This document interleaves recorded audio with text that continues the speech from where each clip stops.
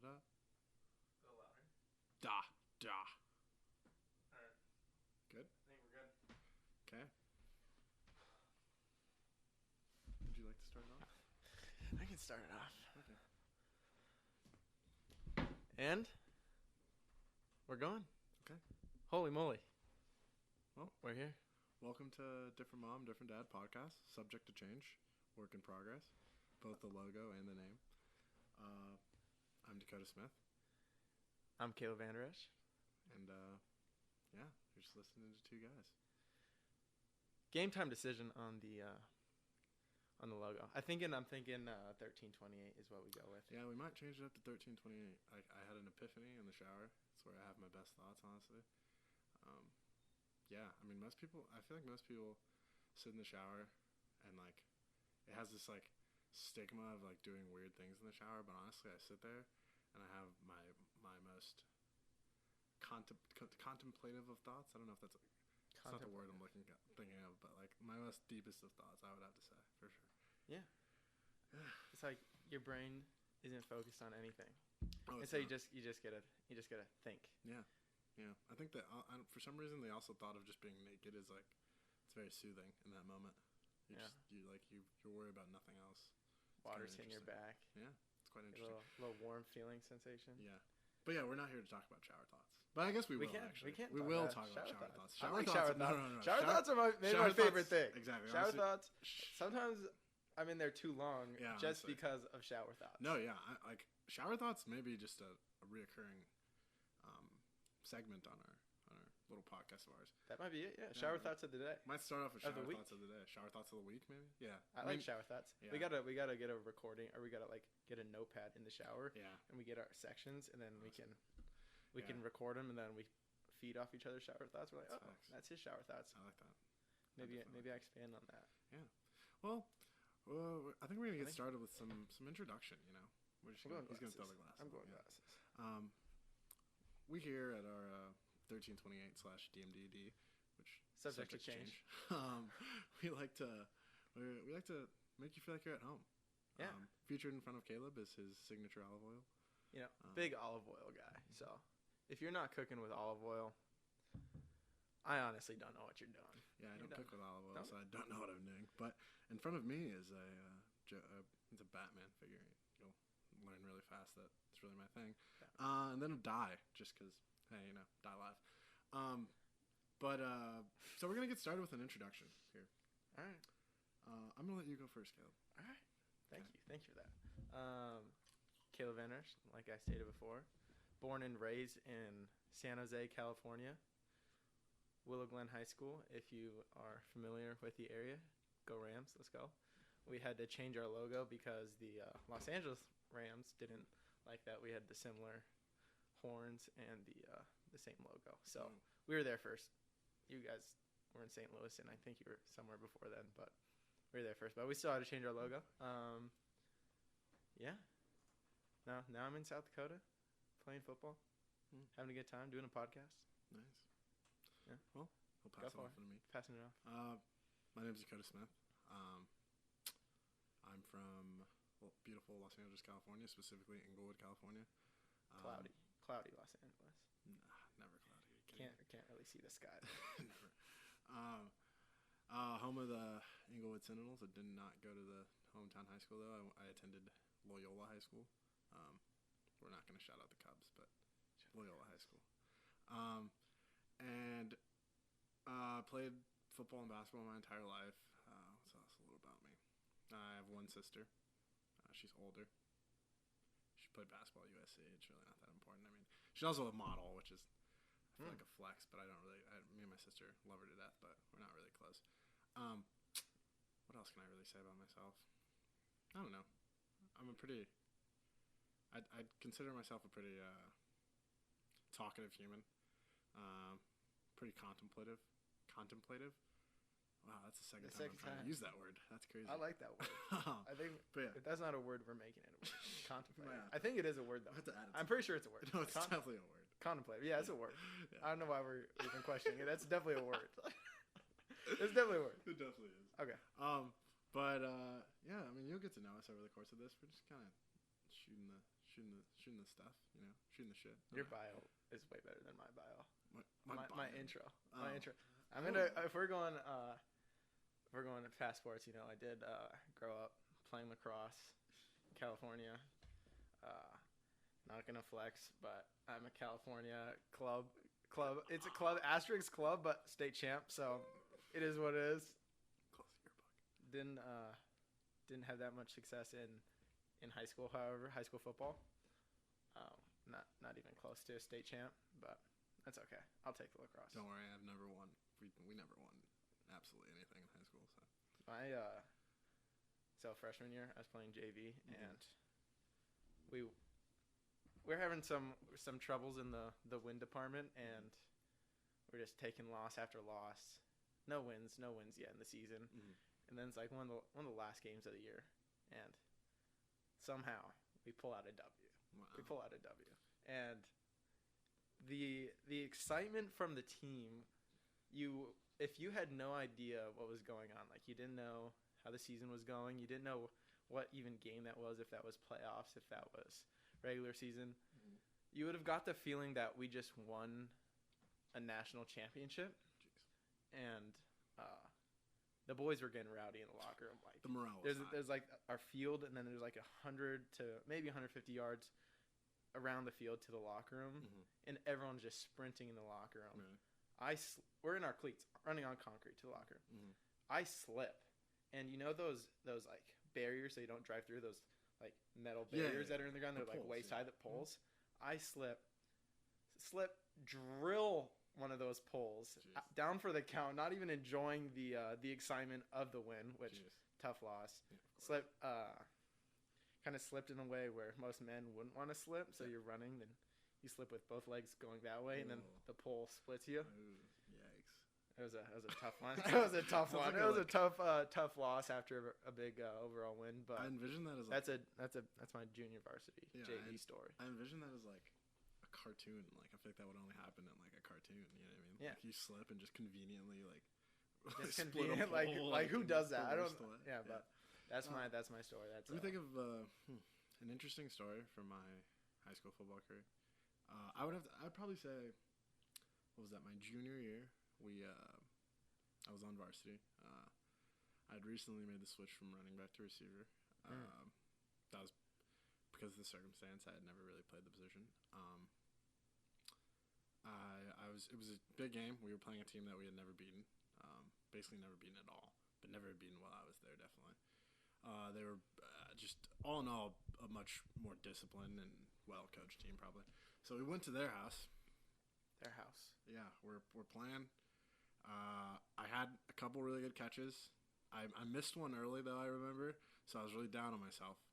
But shout out to my senior buddy at that point, my boy Connor Beatles. He quote-unquote told me to keep your head in it. They're going to come back to you.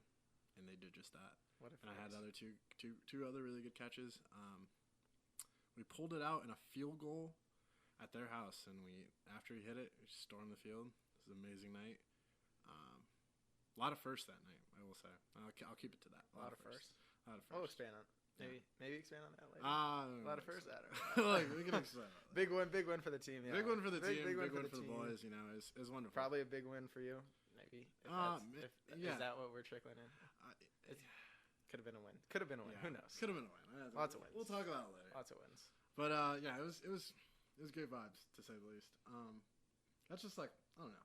High school's interesting when you think about it. I feel like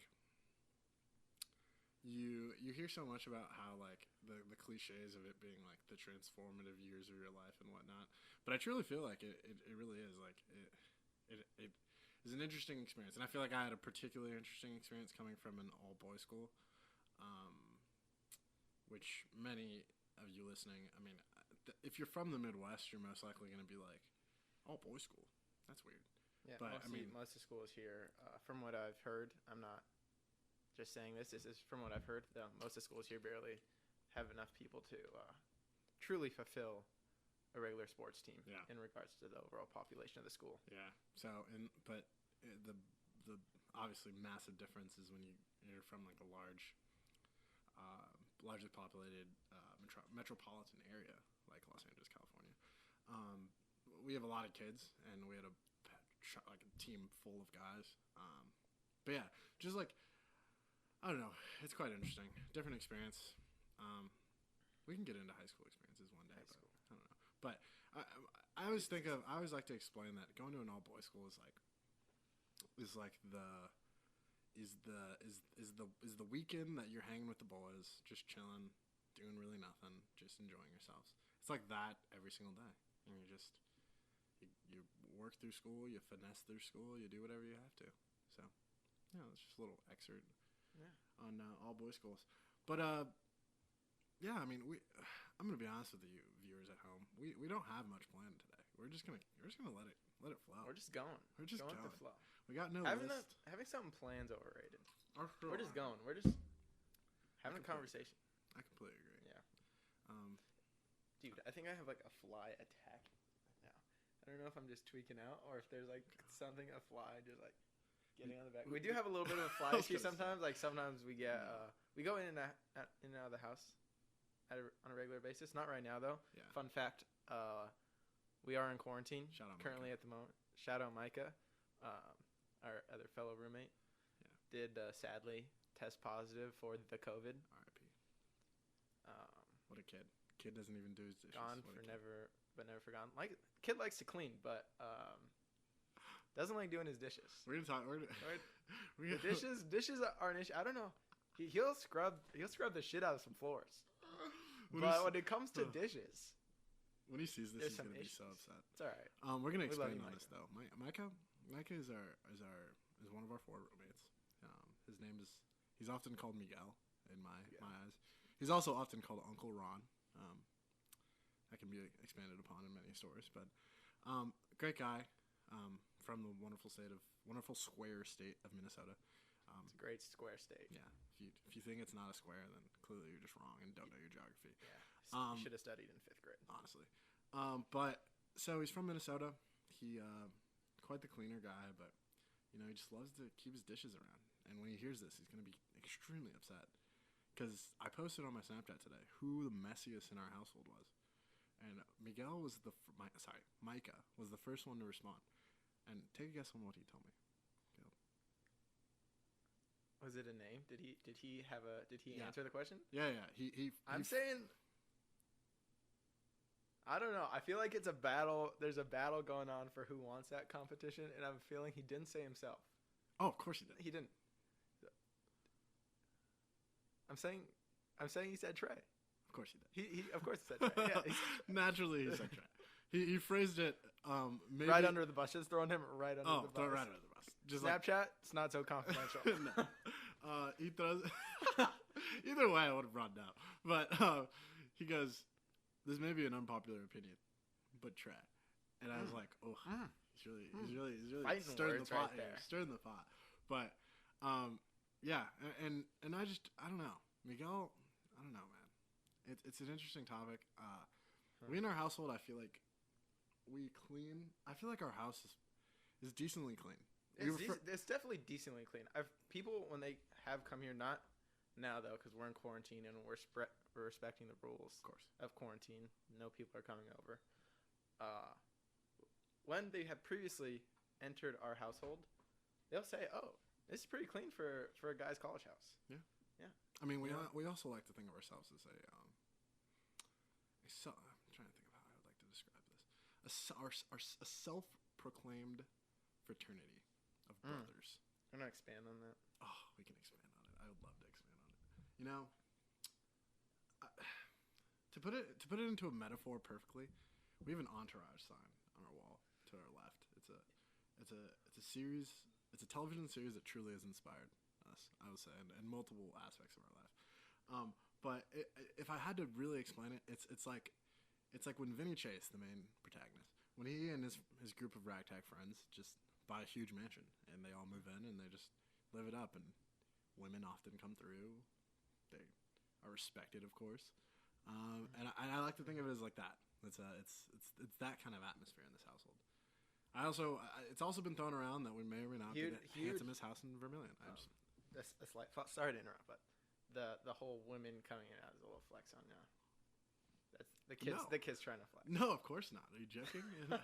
we just. I mean, we respect women at such a high clip that's just how things go on in this household. I mean, yeah. Shout out to wonderful ladies out there.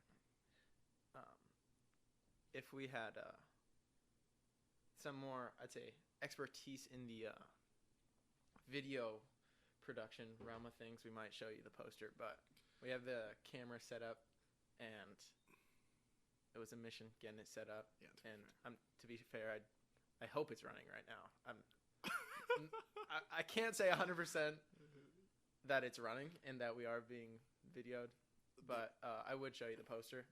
Maybe it's another day. There's a very high chance that the first couple episodes will not see our beautiful faces, but we don't even know if the audio is going to be working on that. No, absolutely not. But so yeah, I do want to throw in there, not to stray from the topic we were on, but actually this is on topic of what we were on, but we do refer to our household as the RPR.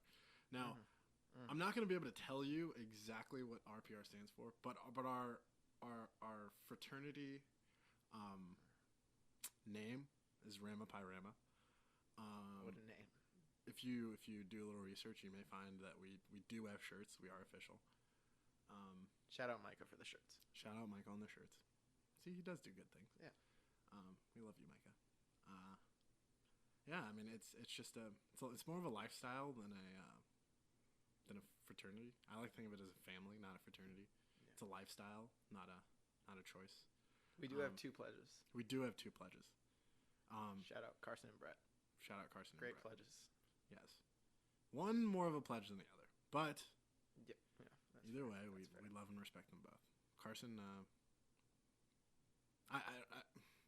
it feels weird to even refer to him as Carson. I mean, his name is Mr. Goldenarm. Sometimes the name often changes. I will say, if you understand the reference is from Blue Mountain State, the Goldenarm episode. Great episode. Yeah. What an episode. Yeah. What a show. What a show. I must say, what a show. Definitely a film of a show. It's a debate. Film. Oh gosh. That's powerful coming from the kid himself. Oh god. Film or a movie? Give us the breakdown of what deciphers a movie and a film in your eyes, because that's a big topic in this household. Oh gosh. Well, this will be another reoccurring segment here at the DMDD/1328 household. Subject to change, work in progress. But it's the distinction between a film and a movie. It's like the distinction between a meal and a snack, or just a work of art, or just a drawing, like a masterpiece or a drawing. Like it's that kind of distinction, you know. And a film is something that truly can define a life, or just like a moment in your life, or just experiences truly. And it's something that just leaves a deep impact on you in one way or another. And a movie is still good. It's not something you write home about. It's something you say, oh, that was a movie. But then when you watch a film, it's just like film. Like you just know. Like there's no discussion there. Like my roommates like to make fun of me because when we watch movies in this household, I like to distinguish immediately whether or not they're films or movies. What? According to that breakdown, so if you're saying Step Brothers, it's definitely a film. Yeah, film. Okay.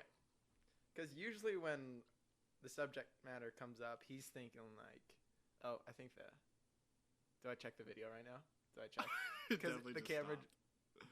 Does that mean it stopped? Do I check? I'm checking. Yeah, I'm checking. All right, pause. He's gonna go check for a second. Oh yeah, camera stopped. Oh, it stopped? How do you make it? I have no idea. I thought the same thing happened when. Yeah, but it's recording. Does it have a? Dude, I have no idea. Well, We're experiencing. maybe video isn't our thing. we're experiencing some video technical difficulties currently. So okay.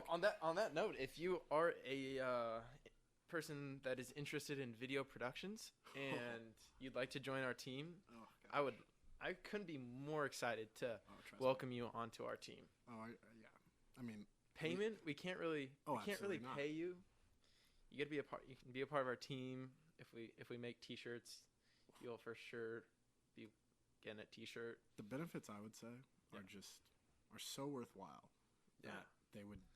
They extend past the materialism of money. They're just so. You would leave this experience with just. What a resume builder! What a resume builder! You can put you can put us on your internship. We can call it an unpaid internship. Honestly. Yeah, it's an internship. If even better, if you're also familiar with audio production, that would be fantastic. Oh gosh, maybe we could pay if you did audio and video. Maybe something, payment of some sort. It would be payment of some sort. If it was in the form of something else, then probably payment. But we can discuss that. We just need someone, honestly. We need someone. If you want to join the team, we're really up and coming. It's a big movement over here. Yeah, it really is. You can be the turtle to our group. I mean, turtle's great, but turtle comes up maybe the most. Honestly, that's really true. When you get into the movie aspect of Entourage, turtle. If you are getting referred to as turtle, there couldn't be a higher compliment. Honestly, you're probably completely right. I'm gonna be honest with you. So yeah, I mean, we need a turtle. We do need a turtle. We need a driver. We've got I'd say Vinny Chase is definitely Caleb. No. We got Ari Gold is me, obviously. I would say the E of our group. I think we're still searching. Yeah. I don't know if we have an E. I guess I could be the E realistically, but I don't know. Ari's really just speaks to me. Saying Ari. Yeah. I'm Drama? Drama would be like Trey. But I'm saying Trey's drama. Yeah, that's what I'm saying. It just screams drama. So is Miguel E? I don't know. Miguel kind of could pull off an E, honestly. But it's just ironic because E is the shortest, and Miguel is obviously the tallest of us. It'd be the irony in that may make it even funnier though. But he does kind of have some E tendencies. The guy's a ladies' man. Not to put him out there, but he's a ladies' man to say the least.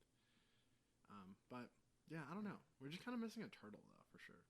We could use a turtle. But then again, Golden Arms Carson is sometimes our turtle.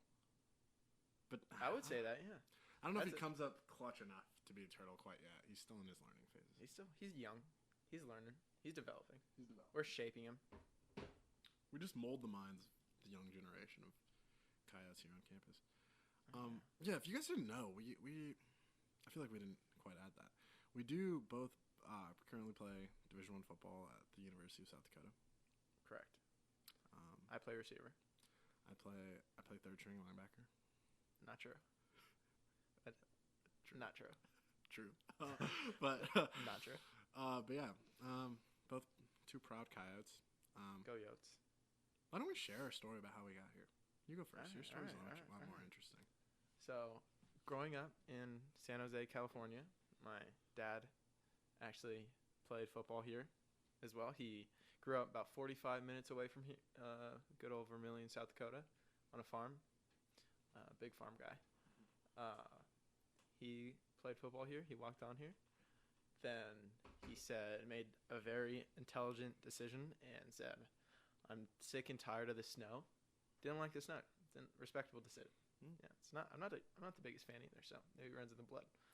So I moved out to San Jose. Met my mom. Stayed out there. Smart guy, like he said, smart guy. So he stayed out there, San Jose, California. What a state. So I grew up in San Jose my entire life. Played football out there. A little bit of a late bloomer. I think freshman year of high school, I was about 5'3", so not the biggest of kids. And recruiting in that aspect was a little tough when they're expecting you to be a grown man when you're about 16, which just wasn't happening for me. So late bloomer, didn't really start growing till senior year of high school. And at that point, you're pretty late into the recruiting process because people are recruiting early. So didn't really get in to the recruiting process.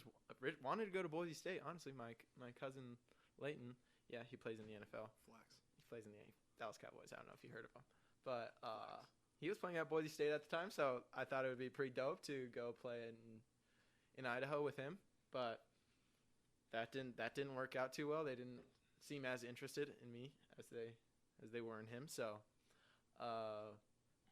after my junior year of high school, made my way out here because we were going to a family reunion for my dad's side, and this being his alma mater, he checked in to see if there were any summer camps for football, and there was one when we were going to be here. So he told me, bring out the spikes, bring out the cleats, bring the helmet, and just see how it goes. And at that point, I told him I didn't want to come here. I was like, Dad, I really do not want to go move out to South Dakota and play. That's not really something I'm too interested in, or I was too interested in. And he convinced me. He said, no, it's just good for experience and whatnot. So I was like, all right, I believe you. I'm going to do it. Came out, did the camp. Camp went really well for me. Talked to the coaches, started that relationship. And that was the summer after following my junior year. So went through my senior year, kept in contact with the coaches. And then about December, right after my football season and the Coyote season ended, it was announced that the coaching staff is being changed. The head coach retired, and that kind of, at that point, I really had no idea what was going to happen in my life, because I was like, well, that was kind of my biggest contact for Division I football. I know I want to play Division I football, so maybe I was like, maybe I'm just going junior college for a little bit. So that happened. Luckily, the receivers coach that I was like the main point of contact for me happened to stay on the staff, the only coach to stay on the staff the following year. So that kind of saved me, and didn't really talk. The new staff came in, never talked to any of them, never spoke to anyone on the new staff.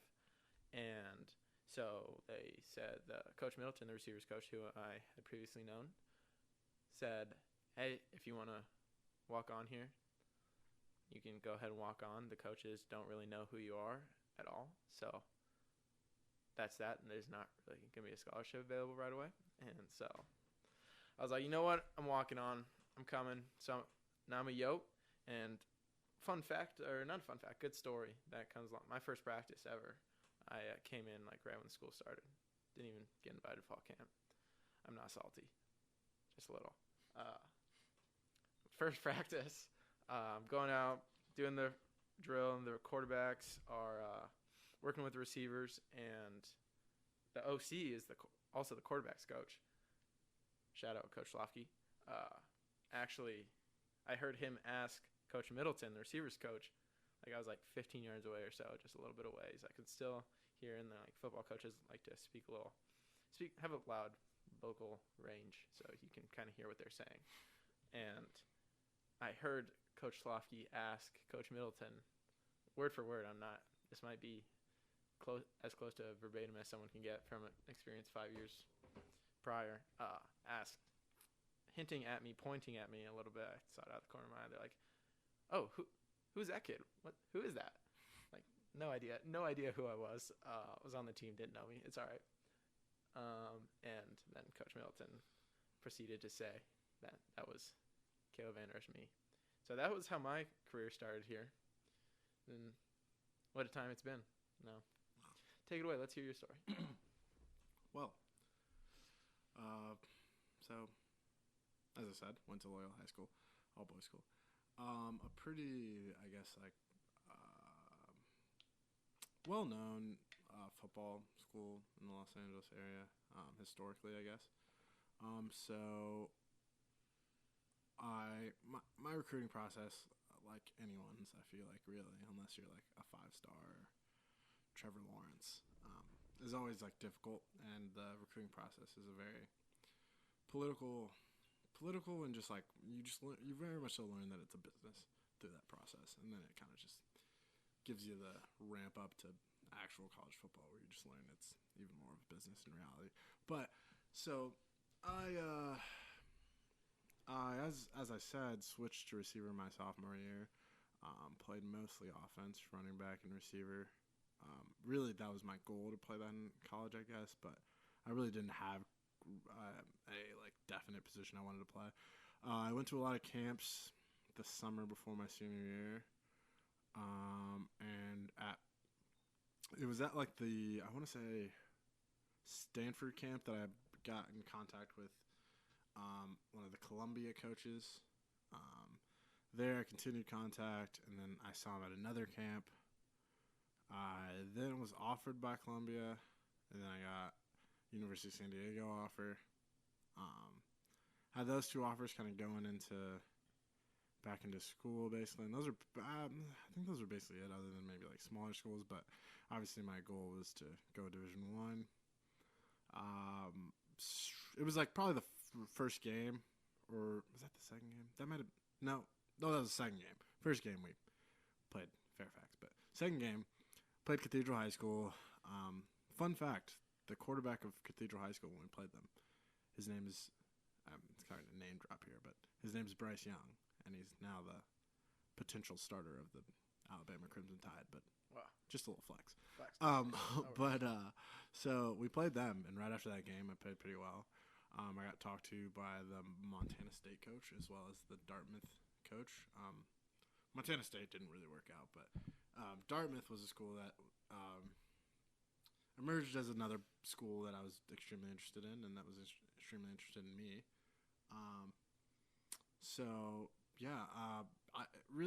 My goal was kind of at that point was to go Ivy League. I feel like really that was where my mindset was at, and mentally I think I was really quote unquote committed to Columbia, I guess, but it just didn't work out.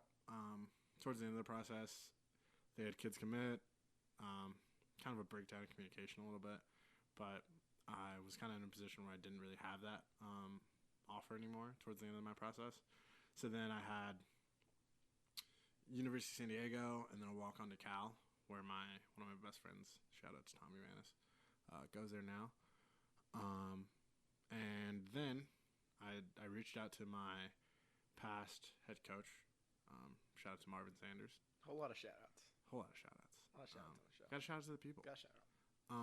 And he happened to know the DB coach here at the University of South Dakota, who's now gone, but Coach Watson, great guy. Really appreciate his support on the march we did recently on campus. Really appreciate that. But so he reached out to him. Coach Watson then watched my film, reached out to me. We had a handful of conversations. I did some research on the school.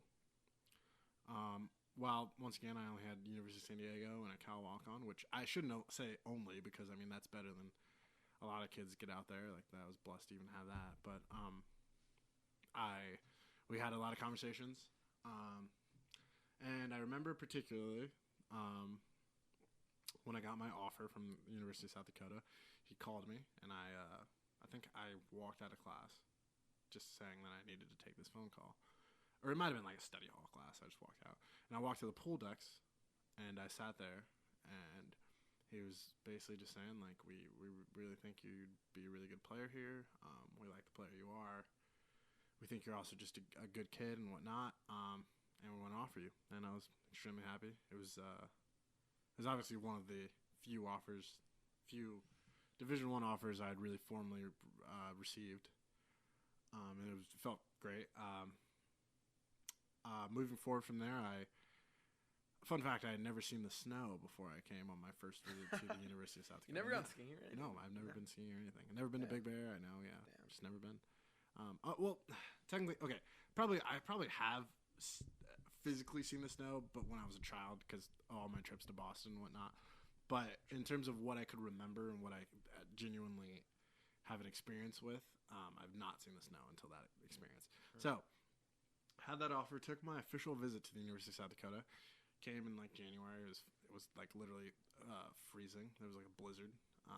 My mom made me wear like 3 layers of pants because she thought it was just gonna be like Antarctica. Did you have the long johns on? Yeah, I did. I had Nike Pro Combat, like they were like insulated tights under sweatpants. Yeah, you got to do it.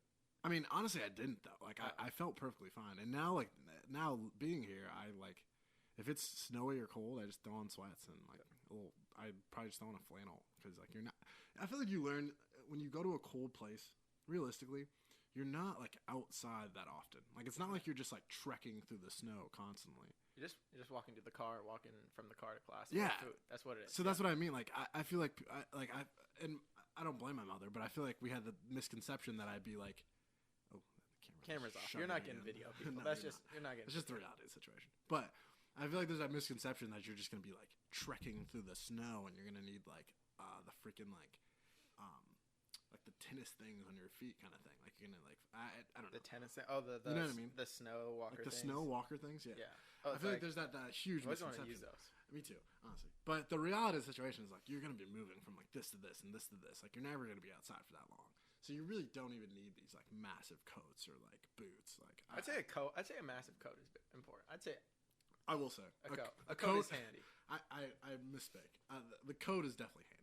But when you like, I bought Tim's, and I think we both said this. Like we both bought Tim's coming into the situation, and you're like, oh yeah, I'm gonna use these so often. Like these are gonna be so necessary. Boots, right? Because it's gonna be snowy. Exactly. Of course, you need some boots. No. I've worn them once.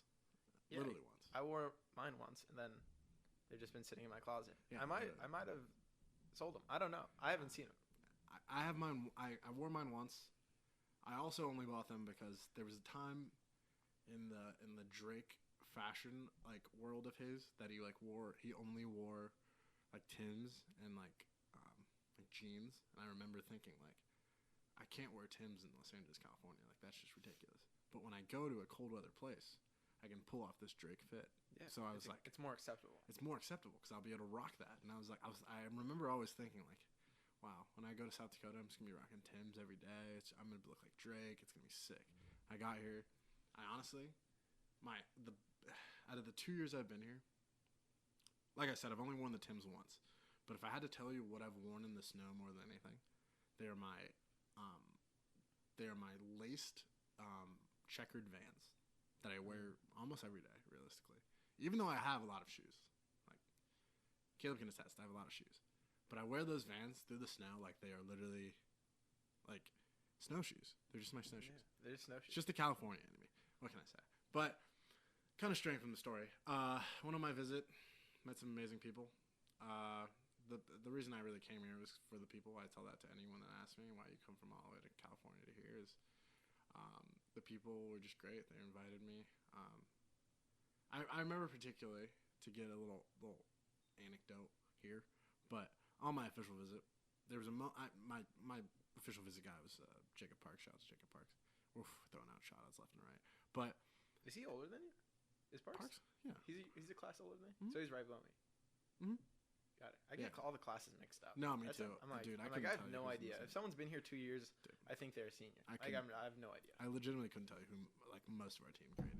But yeah, and I remember a particular thing that stuck out to me was I was in a room in Coyote Village, and I was sitting there and I looked around. That's a dorm. That's the freshman dorms. By the way. Yeah.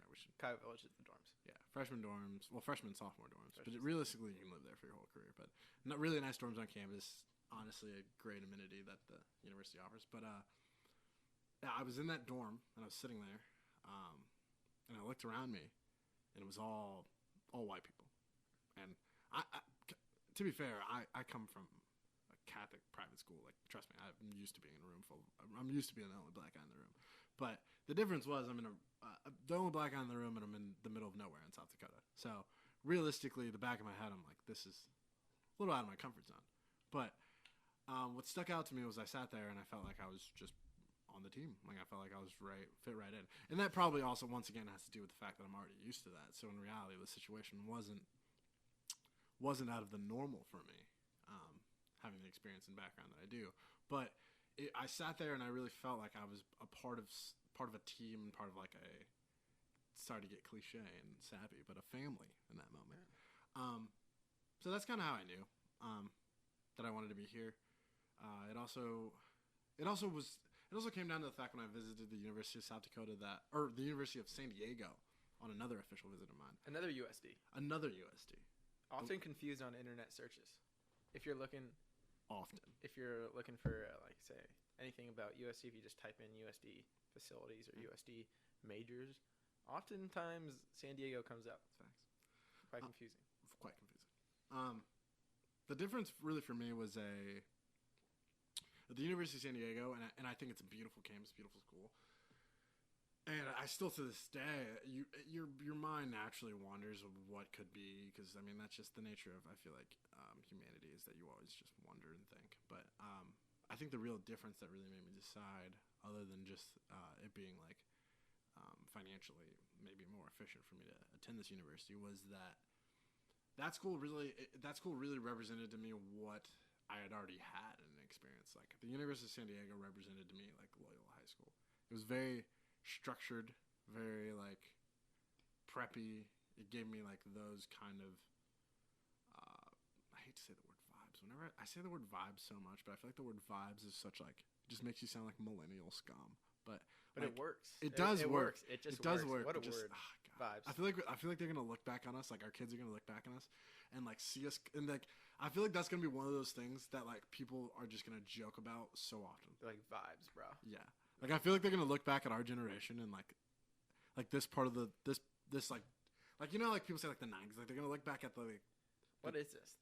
The I always say that 2000, but it's like the what would be the what's the phrase? Like the 2010s.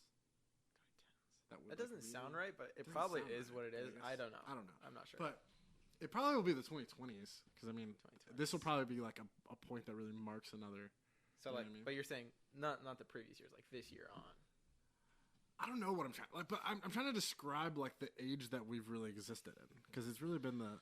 I mean, I was born in 2000, but I mean, realistically, you were born in 2000. Yeah, I'm young. Oh my gosh, I never crossed my mind. 98. Right here. Yeah. Shout out. 2000. Shout out to the 90s babies. Okay, let's calm down. 90s. You got 2 years of the 90s. I feel like that shouldn't even count. Can't take it away from me. Can't take it away from me. This kid hasn't even watched WWE, but that's another conversation. It's fake wrestling. Okay, but it's still legendary. But more of a Zibuma. My point is, my point is, I feel like people are gonna look back on us at this time and be like, they just said vibe, just like so often, and like they described it for everything. Like, why use the word vibe? It's just like such a limit to the. What was the word? What's a word that like our parents used that we make fun of them for? Vibes. Well, I don't know. I just feel like we make fun of their phrases. They use more phrases, I think. What's a phrase you could think of that they said? Like, was it like? This might just be a dad thing, though. Like, what? It's not my first rodeo. Did your dad ever use that? My dad used that. That might be a. You didn't do what I was gonna say. No. That's definitely it's okay to say white dad. Yeah, it's okay though. Holy buckets. No. God! What a guy! Oh, what a guy! God. We're talking about the white dad phrases. It's like those like white dad phrases. Don't not to disrespect my dad, also known as Douglas Van Der Esch, Doug Van Der Esch, Papa Doug, Big Doug. Yeah. Teach me how to Dougie. Dougie Fresh. He also went by. There are some instances as life that can explain that. Oh, what a beast. All-time tackle leader at USD. Oh, no flex. I think. What a beast. What a guy. What a guy. Also Hall of Famer at USD. Also shout out him. Also known as my landlord. Yep. What a guy. What a guy. But love him. Yeah. Oh, what I was gonna say is like those are like those white dad phrases, like very not dissimilar from the one where like I don't know if you've ever heard this one, and I'm sure Doug has used this one, where you like pick up the check at a restaurant after it's been served, and you go, quote, "What's the damage?" Or like, oh, you just like look back and you're like, what's the damage? He never used that one, but I've heard it. He definitely. That's one that really gets me gone. What's the damage? That's the one that gets me gone. What's the damage? That honestly might not be a completely white one, because I feel like my father may have used that one before, but I mean, it's like, what's the damage? Oh, that one gets me gone. But I think I recently watched a video about like so many. We just strayed completely from my story, but it's all right. It's okay. That's kind of what we do here. But I feel like it's like if you can come up with some more, just like send them in, email us, do something. But yeah. Let us know. We're kind of jumping into this with not a whole lot of structure, or maybe infrastructure is no infrastructure. We haven't set up really anything. No, we don't even have a logo because we don't even know the name yet. subject to change. Subject work in to change. progress. Work in progress. But Hey, aren't we're we always all? progressing. We're always a work in Aren't progress. we all work in progress? We're just open-minded Just individuals open-minded. that are just working through life. It's true. That is 2020. Yeah. Whole lot of uncertainty currently. So we're just I like to a think product of that. Maybe yeah. we're working on it, but we'll get a system set up where maybe we'll throw a little social media Exactly. page for it, and then Yeah. we can, if you have questions that you'd want us to answer, or I like responses to our questions or Mhm. subjects, you can email. Sorry to get off topic. No, you're just- good. yeah. I like to think that that this will be something where we all grow together. I know that sounds super cliche, Growth. but I think the growth will be exponential, but it'll happen together as a unit. Because this As isn't just a one podcast. family. As a family. This isn't oh a my podcast. God, this is a family. No, this isn't. Yeah, no, definitely a family. But this isn't a podcast. This is an experience. Whoa. This is an experience. All right. It's a celebration. It's not Celebration even a of podcast. life. I don't even like the word podcast. We're not gonna throw the word podcast around. All We're just gonna say it's an experience. It's a celebration. It's a performance. One could almost say. Performance gets a little. I don't artsy like there, the word but- performance because that means we're performing. Yeah, Like yeah. we're performing, but not without any structure. Yeah. But it's more just experience. Experience. Yeah. I can vibe with experience. Experience. Oh, I could vibe with experience. See, that's what I mean? People are gonna look back at us and they're gonna be like, or not us in particular, but I'm saying like Maybe us is our age or our age demographic, and they're gonna be like, yeah, those people just said vibe constantly. Like they didn't everything. even know what it meant. No, they had no idea. It just was an easy word to Just describe vibes. any like feeling of angst. Of anything. Exactly. It's just when you walk into a room Yeah. and there's other people in the room. Yeah. I mean, you could catch a vibe of what it's like in the room. Catch the vibe of the room. Like maybe you don't want to be in that place. Bad vibes. Bad vibe. Bad vibes. I You don't want to. believe in You bad don't want. vibes. Don't surround yourself with bad vibes. Oh no, we don't I believe. hate in- it. We often I'll walk out straight out of the room. That's what I stand by. Facts. Don't like it. we often I think something that often, and I'm gonna get back on the topic of my story to get here, but something I want to say before that is we often in this house we when we sense a bad vibe, we try to squash it immediately in this household. Yeah. I would say. You don't want to let it linger. No, yeah, we just don't let it happen. Like when I see, we're gonna bring Micah back up. Micah will be a recurring topic. Maybe he'll join us one day.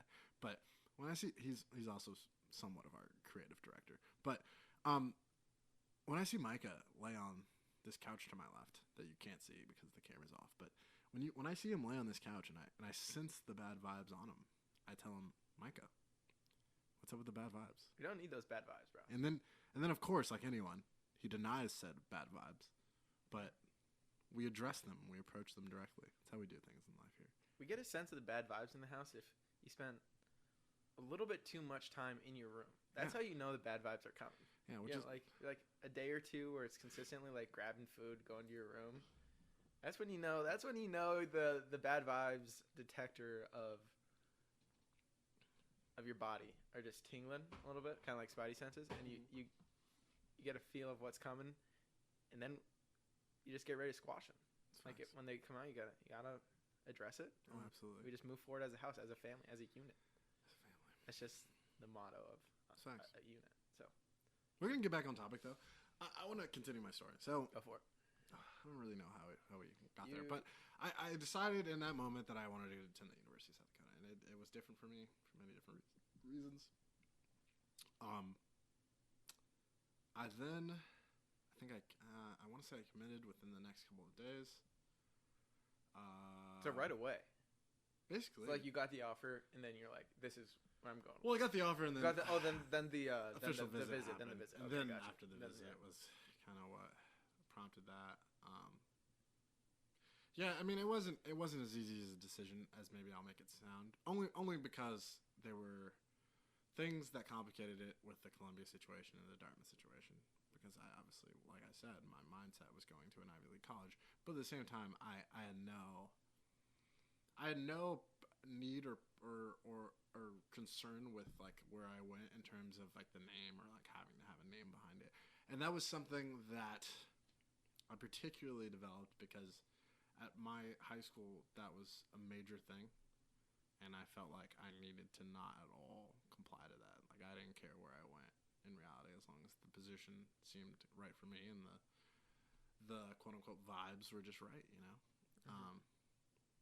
And I'm not gonna make it seem like I don't use the word vibes. I use the word vibes completely so often. But so yeah, I mean, I ended up here. Extremely happy here. I mean, I wouldn't be sitting in this wonderful chair that we bought from Yankton, South Dakota. Shout out Yankton. But yeah, it's you definitely get a lot of questions like, why would you come here? Why do you attend this school? Because it's also your name. I get that joke. I've had that. If I had $1 for every time I heard that joke. Yeah, why not North Dakota, bro? Didn't get recruited from there. Yeah, that's why. You know, it's just. You're more of a South Dakota, anyways. I think I am more of a South Dakota. We recently. It plays into it. Southern California, South Dakota. Yeah. I mean, that's just, you're more a Southern guy. That's true, honestly. I am. Yeah. I mean, I you know, I like to live my life in Drake quotes. By the philosopher, also known as Aubrey Graham. I'm glad that's literally what I was gonna say. Wheelchair Jimmy. Yeah. I was making sure you were gonna use his actual name. I thought you were gonna just say Drake. I was like, no, the philosopher. Aubrey Graham. Aubrey. What is that? It's not the diamond of our generation. What is that? What is that? You know the phrase I'm trying to say? I don't know the phrase. I don't know. I'm kind of blanking on the phrase as well. But I know what you're a guy. For then. What a guy. Yeah, he's the. If you haven't seen the all-time classic that he just released. Are you talking about that new Drake? The new. Have you seen that new music video? God, I wish you guys understood.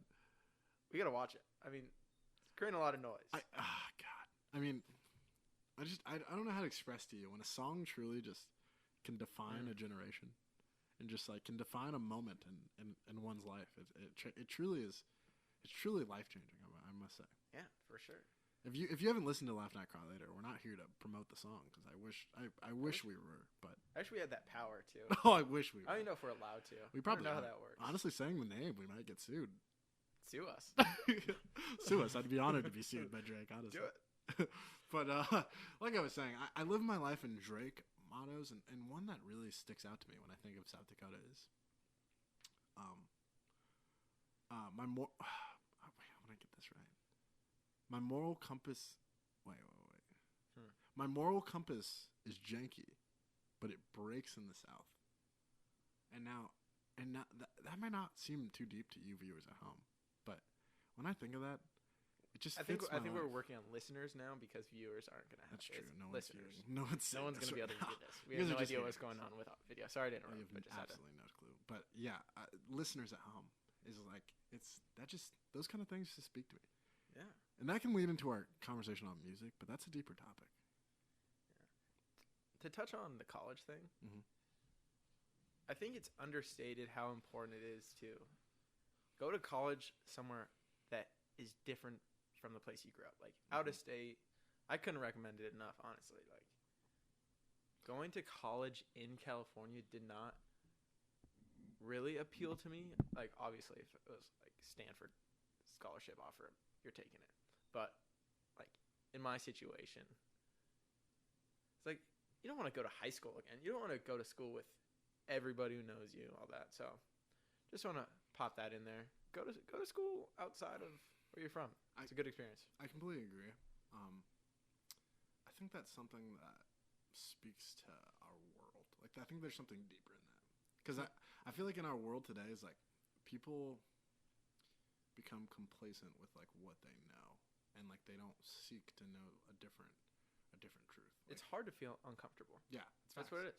It's facts. I'm not saying that's what it is, but I think that plays into it. Oh no, but I think that is what it is. I think that's what defines a lot about our life is that we stray away. It's particularly our age, like we stray away from those uncomfortable things. I mean, and that's just like ingrained in who we are as people.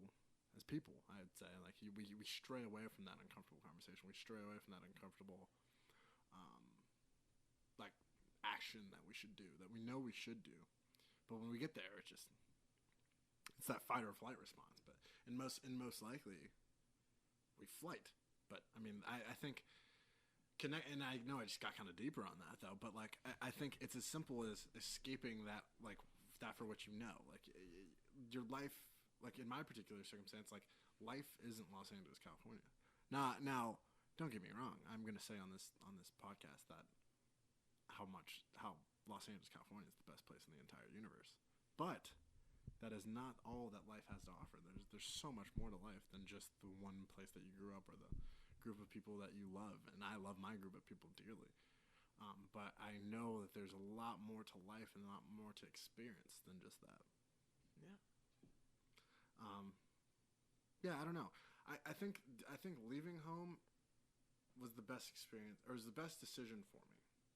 Because I've had this conversation with Caleb. It's like, if I would have went to the University of San Diego, I'd have been maybe an hour and some change away from home. It's like, I can't relate, and I talk from a different perspective. I can't relate to those people, and I'm not trying to, I say, and I completely respect if you like going home so much. But I think for me, it's like, I like the freedom. I like the independence. I like being away. I like escaping. I like being like, at the end of the day, like, you decide what you do. Like, I decide whether or not I go do something, like, except right now, but you know what I mean. Yeah. I agree. Yeah, 100%. I think, I don't know. It's something that I feel like has really defined who I am. I would say, definitely. I mean, it's good to be independent, honestly. Exactly. Just go. I think if more people spent more time away or kind of like by themselves, there'd be a better understanding in the grand scheme of things of who that individual was. So like, we're kind of we like to stay crowded around people we know. We'd like to be around other people, but it's tough to figure out who you are when you're always around other people. When you're always around the same people, you're always hearing the same ideas. You're always hearing the same points of view on the world, and just, I don't know. I think there's a lot to be learned when you're just out on your own, making your own decisions, doing your own thing, listening, doing, reading, whatever you'd like. And there's a lot of growth that comes from that. And I think moving away from your family, not like, yeah, you can still be very close to your family. Yeah. But being away from them, it opens up a great opportunity to grow as a person. I think part of that is that we've fostered a society so like reliant on like needing other people, and that kind of also relates to the comfortability thing. It's like we've fostered a society where like we've condemned feeling that you can just be by yourself. Like we will be like why are you being so alone, or like why do you feel like we've condemned that thought when like it's like you can be by yourself. Like you can be just you can you. I don't know why I want to go back to the word contemplative so much today, but you can just contemplate in your own thoughts. Like if you can sit in your own thoughts, I feel like that's like the way you personally grow.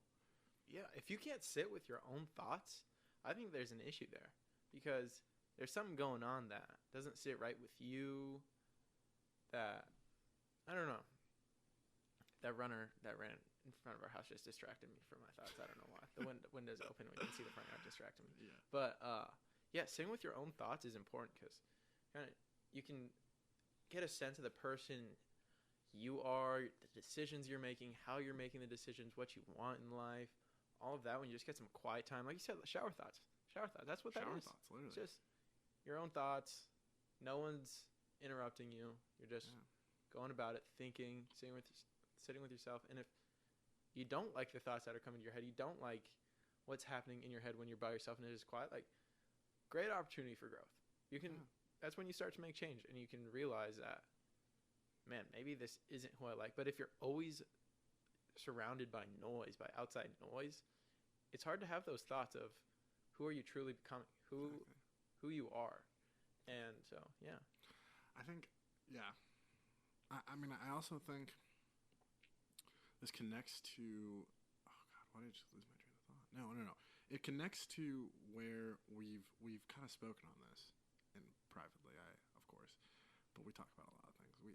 On a side note, we've contemplated a decision of never speaking until we get to these podcasts, because we feel like we have such in-depth conversations sometimes where we're like, that should be saved for when we're talking to you guys or talking with you guys. And we don't want it to be a performance of like we had a previous conversation, then we're just restating the conversation, just have it on here. I just want it to be natural. So it's like, gosh, we're like, darn, like it's almost like I can't talk to you till we get here because I just want it to be, I want it to flow as if I've never heard you say it.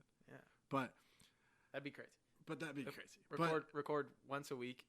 We're working on recording more, but audio production side of things we're still learning. Yes. So it's gonna take some time. Exactly. Once a week is the schedule right now. Yeah. Not talking for an entire week would be a riot. Living in the same house, playing on the same team, same workout, just no communication, not even eye contact. I see you, and I'm just like, no. Look down the ground. But what I wanted to say was, I feel like we're in an environment today where like you aren't truly allowed to express emotion. If you feel like if you deal with a certain thing, or you just feel sad, or you feel a certain emptiness, or you feel a certain any sort of way, that you aren't just allowed to live in it. Like, and I'm not saying you should dwell on it whatsoever, but I feel like you should be allowed to experience that feeling. Like, you should be like, that is human. Like, as I feel like we sometimes forget that we are human. We are like creatures that are so undefined. I feel like I mean, there's that study that we've only like accessed to a certain portion of our brain or whatever. I think like I think about that often because I'm just like, what, like how can we truly say that like this is how we should be, or like this is like the kind of feeling that you should feel? Like, I feel like we're just so abstract in like everything that we are, that like, why can't we just express the things that you feel? Like they may just be really sad one day, and you should explore that. You should be able to be like, why am I sad? Like, what? Like, it is okay that you're sad, but like, what? Like, just sit with yourself and say what, like, or maybe you need to talk to someone. Yeah. But I definitely talk to someone. And especially, yeah, speaking to people are definitely speak helpful. To someone. Yeah, 100%. Like that is extremely important. But like just accept that. Like, don't stray away from it. If you truly feel something, go talk to someone about it. If that's how you feel, I feel like you should not just and when we're all victim or we're all susceptible to it. I do it. I'm sure Caleb does it. We all do it. It's just something that like I've learned as I continue to get older, experience more, that you have to own and accept how you feel, and then just live in that. Like, don't feel like someone can tell you not to be sad. Like, if you're sad, be sad. Like, express how you feel. And I don't know. It's that kind of, you almost dip into the mental health segment of it with that. But I feel like we live in a world too much that like people aren't necessarily allowed to just be in tune with their feelings, be in tune with who they are, be in tune with genuinely who they are at any given point. Yeah, it's almost looked down upon in expressing that. You have to be a rock wall of no emotion, always fine, always perfect, going throughout your day. But exactly, it's not possible to do it in the correct, like, and be healthy at the same time. There's a lot of covering up feelings and emotions, which turns out isn't too healthy for you. No, not at all. Yeah, not at all. We also just get stuck in a world where you have to either be on this side or this side, and you have to like be this person or this person. It's like, no, you don't have to fit inside some specific like thing. Like, life's not binary. No, it's not this way or that way. Exactly. Little shade at politics right now. It's not this one or that one. That's not how humans are. It's just not. It's not possible. It's not at all. And we're not even like, I could connect this to something like completely not even political. Something that I find hilarious is like, I find astrology hilarious, and that might be an unpopular opinion. People who love astrology and love the like signs and being able to say like, I'm a Pisces and whatever. Pisces, is that okay? I'm a Pisces. I'm like throwing myself under the bus. To this day, I had no idea how to pronounce that sign. Pisces? No idea. What did you think? I just read it and be like, in my head, I would have Oh, no what? idea. I'd be like, Please tell me what you like even sort of thought that was. no, like I had no idea. I wouldn't even try to like sound. I just like I'd read it and I know that it was spelled that way. Is that what you are? No. No, I'm an Aries. Shout out Aries. Pisces. Wow. That's Learn something new every day. I'm a little ashamed to admit that, That's but so I was just funny. like, I'm I'm glad you not admitted that. into astronomy. Oh, It's me not- neither. And so like I just never even. I was like, it doesn't even matter. Yeah. But I should have. So thank you for enlightening No, me on that. of course. On that word. What I find funny about astrology is like, I feel like we like, and this is like not that deep, but it's something that like it contributes to what this like non-binary way of thinking in terms of like what we feel like we need to be. It's like I feel like people, and I'm not judging anyone who believes in astrology. Like believe in what you like, but when I think of astrology, I think like, okay, like there are these like things like where it's like, okay, it's like Pisces or this, and they're like funny or like something like happy all the time, and they like are this and this, and I'm like, I feel like I find myself when I read those, I'm like, am I this? And then like you start trying to like make like subconsciously, like Correlate subconsciously, yourself with yeah, that exactly, kind of thing. subconsciously Yeah. convince yourself that you are. I learned that in psychology 101. Shout out that class. Yeah. Great class. You learn there's a name for that where you read stuff and like everything's written in such a broad way where you're like, oh yeah, I think that relates to me. I You're like, literally think that's what astrology is. that's what it is. It's like, oh yeah, I could, because I read like, you could read, I don't know how many there are, whatever, 6, 7, 8, 9. I should know that, but I don't. Whatever, and you read them, and you're like, oh yeah, that fits me. But then they only show you like when you read it, it's like you're this, so you go directly to that one and only read that one. Exactly. And you're like, oh hell yeah, they got me. Like that is me to a T. I feel like that's just like making people think that they need to like be within this certain type of person. Like I've never. It's almost like the need to connect. You know what I mean? Like that's your thing. That's your unit. That's your group. Your need to connect. Well, I guess it's a human thing because like we all just like as human nature, you just want to connect with something. You want to be a part of something. And then some people find that connection there. Yeah. I had an interesting conversation with my uncle about this. Mm-hmm. It's like the need to connect is a weird thing for humans. Like you associate yourself with groups, and the way I look at it is like people need connection. They need to feel a part of something, and to what length people do that is like obviously shown in like society. People go to crazy lengths to find that connection, and like maybe things like when you think like, oh, those people are crazy for doing that, being a part of that group, whatever, but maybe someone was just going through like their life, didn't find a connection, and then they happened to like talk to someone that did a certain thing, and they found that connect. That's where they connected with that human, and then that human was connected to that like group of people. They're like, oh, that's my thing, and then they're like, oh, those are my kind of people, and this is what they do. This is what I do then. Like, I don't know. I think there's something to that. No, I definitely think there is. You need to connect with someone. Like You do. Like in relationships, phone down. Phone down. Yeah, connection is a huge thing. It is. If someone doesn't have that connection, like there's gonna be some user error going on, and so.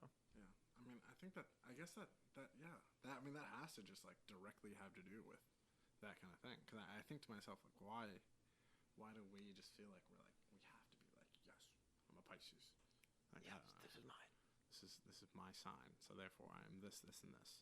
Or I am like a Gemini, and therefore I'm like this, and that. Because you see it all over Twitter too. You see it on Twitter, and like even when they post it on Twitter, and it's like, oh, blah blah blah. These are the 4 signs that are good at this, and if Aries isn't in it, I'm like, damn, I don't know, no idea even what it in means. Aries like to be in Aries is like is. I just know like, the birth month it correlates with, or a couple months. I don't know how long the span is, but I'm like, oh shit, why isn't Aries in there? Yeah. Just because that is what my birth month is, and then I'm like, dude, why would you even think that? Like, why is that even coming? But the thought does come into my head. Yeah.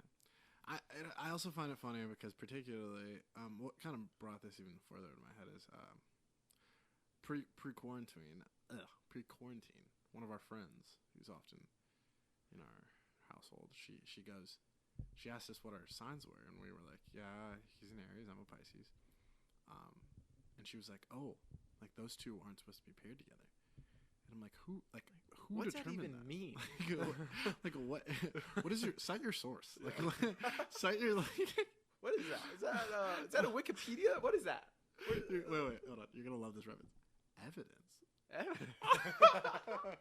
We need evidence. whoever can even like I'm probably gonna tell you after I say this, but whoever like knows immediately what that reference is from is like so funny. You're welcome here. You're so welcome here. It's like we often it was funny. We were watching Rick and Morty, and it was in a Rick and Morty episode, and this also has to do with another topic that we're gonna get into probably deeper. But like it's in terms of I don't know if it's a first episode. It's not a first episode kind of topic. But we're just gonna say the joke objectively, and it was Morty speaking to this alien, and the alien wanted them to kill him because he wanted to reach an afterlife. And Rick goes to the bathroom, and Morty's just like, I find it really like awesome that you guys have like determined that there's a definite afterlife. Like you have the evidence. And this alien gives him the funniest look and goes, evidence? We need evidence? And Morty's just like, well, yeah, like you have some like form of direct truth that like like that this exists. And like that's why you'd want to end your life on this planet, right? Yeah, like and he's just you like have evidence. He's just like The most distraught look on yeah, the like, alien's just, like, face. so He's like, oh shit. The animation in that moment I just had to be hilarious. Like him drawing that distraught. Do they draw all those? That's insane. What a talented skill. Oh, what a talented people person to be able to do that. That genuine just like what? Like what are you saying right now? Like you were and to nail it too. Oh, just nail it perfectly. And the guy's just like, what? What are you talking about? What are you saying right now? And once again, that connects to something deeper that we both will delve into in terms of our personal beliefs and spirituality at a different point. But we just find it hilarious because it's like those things that like people just believe in, and like from an objective standpoint, looking outside, you'd be like, evidence. You need evidence? Like you have evidence? It was just the funniest moment. And that's also just a product of just amazing and extremely thought through writing, which the Rick and Morty show is just amazing. But astrology, man, astrology. But to all those that love it, shout out to you. Go you. Yeah, go out to you. I saw something on, I think it was on Twitter the other day, and it was like a comparison. It was like the comparison. I think it was Mars and planet Earth, or maybe it was another planet and planet Earth. But it was like it tracked their pattern through the sky in comparison to each other, and it formed the craziest, like perfect symmetrical figure. Is beautiful. I don't even know how to explain it. It was like almost like a flower with everything. I was like, wow, what's going on here? If it's doing it that perfectly, like the thought that came into my head sometimes, or comes into my head sometimes, like.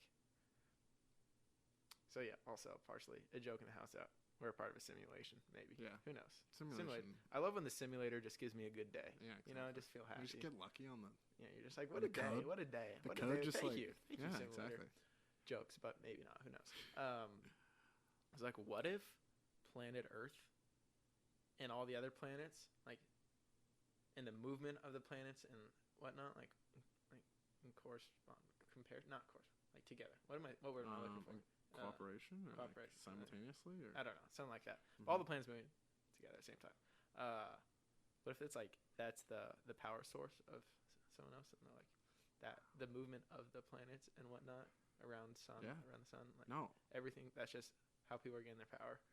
Yeah, I like, or something is getting their power. I want to preface before we further this conversation, like neither of us are under the influence of anything. Oh, so nothing. Yeah, these crazy like the crazy thoughts that may come out of our mouth, and then like coffee and caffeine and just water. Like I want you to know that the crazy thoughts that we're about to put into the universe are all products of just the ridiculous things we think on a day-to-day basis. So I want to preface that because I feel like those that may be listening. No alcohol or drugs have been consumed prior or during this podcast. No. We are Student athletes. Exactly. Facts. Shout out NCAA. Yes. Wink, wink. But yeah. Wink. That wink wasn't saying that we're not. No, we're not. the wink was just we like, are seriously not. because I wouldn't actually shout out the NCAA. But shout out the NCAA. Yeah, shout out NCAA. Sometimes. Yeah. But like I definitely think that a lot of the times I think something that just sums it up. Like if you genuinely do not think that aliens of some sort of like, if you think that we are the only existing life forms like out there, then like you just come on, like come on. We are a little. I saw this on Twitter, and yes, Twitter. We're gonna reference Twitter sometimes. But yeah, go on Twitter. There are. You can follow us on Twitter also. Why not? We just posted a super handsome picture. Really, where he looks handsome, but it's whatever. But it's like I saw this picture, and it's like, to put this into perspective, we are a tiny like marble of mostly water that exists in this like floating infinity, literally. Like, how could you think that we are that all the things that exist and happen on this planet are just like the end all be all? Like, that's what it is. There was what is this called in San Francisco? There's an awesome science Academy of Sciences. I think that's what it is. Mm-hmm. I think that's the name, Academy of Sciences. But we used to go growing up, and they have this like planetarium type thing, so it's this huge dome inside of a building, Mm-hmm. and you go sit in these chairs, and they recline like the comfiest chairs you'll ever sit in, and then you look up at the sky. It's kind of like an IMAX theater type of view. Yeah. And it just goes about like the universe and everything, like how small we are in comparison. That goes like expands out to the Milky Way, shows the Milky Way, and it shows how small the Milky Way is in comparison to everything. You're like, if you see that, everyone needs to see that, because that is insane and will blow your mind about how small we are. And if you don't think that there's something else out there, the thing is, I don't know what to tell you. I don't know. I don't. I mean, like, we're not getting into conspiracy theories here. We're just speaking. I don't think that is a conspiracy. I don't think it is. Because I mean, considering that is like a scientific fact. Hold on. Sorry, I'm getting into it. The Pentagon. I know 2020 has been crazy and a lot of information's been missed, but pretty sure it was released that there are aliens. The Pentagon. The UFO? The UFOs. Yeah, like the Pentagon crazy. basically said, yeah, there's alien life and they have spaceships and machines and propulsion systems that we don't even understand at all. We don't understand how they move so quickly in every direction they want. Like, I'm not gonna get like Area 51 here, but like, go Area 51. Go Area 51. The reality of it is like, do you really think our U.S. government tells us everything? Like, no, they can't. Dude. They can't. So if they did, like, it would be the coolest thing, I think, for them to tell us everything. Like, for some people to know everything. Yeah. Like, but imagine we can the U.S. population can hardly deal with like little things getting thrown. Like, we're having trouble wearing masks for other people's safety. Yeah, like, and you think like imagine if everything got spoken to like U.S. got released to everyone. I don't know what would happen. I don't know if I want to know what would happen. No, I think people's brains would melt. Like, I think the average American would be like, absolutely no way. I mean, okay, I like to put this in perspective. When I've heard about the UFO thing, I was literally like, get closer to the microphone. Okay. I'm nervous that it's not recording. We're not too familiar with how everything, the sound of everything and what is needed to be. Yeah. So we're working on it. If the audio quality's kind of crappy, I apologize. It'll get better. But that was just a little reminder. Sorry. No, yeah.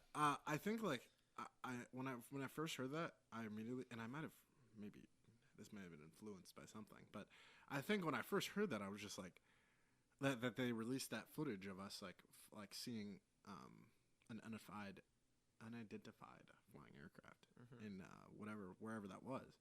I'm just like, if they're just now releasing that to us, like if they're releasing that to us, imagine what they've already found. Like, I mean, I hate to be like that guy, but like, honestly though, like if you think like if you genuinely think that that is the extent to which they have like had whatever contact with like some sort of unidentified like life form, like then that's just like you were naive to think like that if they're releasing that to us, that like that is the extent. Like if they're releasing that to us, I'm almost scared to what they have at this point. Like, or like who they've like. While like I've come to terms with the fact that it has to exist, I'm like, what have they actually like come in contact with? Like, what kind of life form or what kind of like being have they like actually come in contact? Because like, there's no way like that must be like on the totem of like things that would blow your mind. Like that would have to be thus like the lowest If they're telling hanging us. fruit. If they're telling Yeah, us, yeah, if they're yeah, telling the public, if they're just like, outwardly releasing that, then that has to be the lowest hanging fruit. Yeah. So therefore, there's a tree of just like insane things that must be just like that they have already discovered. And like, honestly, that's in my head right now. What my brain is able to comprehend right now, like aliens and other life forms, to me is like that's the craziest thing. oh yes, And then the fact that we're thinking that's the bottom, like what? like, honestly, like Crazy. I often think like I don't know. I often like it's okay. Something that's also interesting is like 20 years ago, and I recently said this. Like 20 years ago, people thought that like by 2020 we'd be flying cars and that we'd have an integrated like alien human like world, and that we just like be so advanced and so beyond the things that we have now. We're looking outside and we have a Toyota something parked in front of our house, or a Subaru or something like that thing. Our That thing roads doesn't still have fly. potholes on them. Our roads still Our roads, we still have potholes. We're still dealing with flat tires. like yes, like we still have like our drains clogged. no, we have like honestly like we freaking I don't even like our chair destroys our our window. Like there's Yeah, just simple that is things that true. we've yet to Sorry, Dad. evolve from. Mom and Dad, we'll get better. We'll fix the plans. Facts. Like, but there's just like I don't know. It blows my mind because like and now like we probably think like in 20 years it's gonna be something insane. But the pessimist in me is like, will we evolve? Like, will we last another 20 years? It's Elon Musk is doing some crazy shit. He is. That's true. Shout out. The thing that like we don't really understand the brain, or from my understanding, is that the humans don't really have too much of a grasp on the overall complex that is the brain. Yeah. Elon Musk, Neuralink. Have you heard of Neuralink? Like I don't know if Elon I Musk have. company. Yeah. They're like, so they're implanting things in. Okay, this is gonna be the most layman's terms. I barely understand. I don't really understand what's going on there. But from my understanding, is they like remove like an inch piece of your skull, insert and replace it with some sort of hardware, and there's two like little wires or something that goes into your brain, and it can like if someone's blind, they can position those, and the machine would position those wires or something.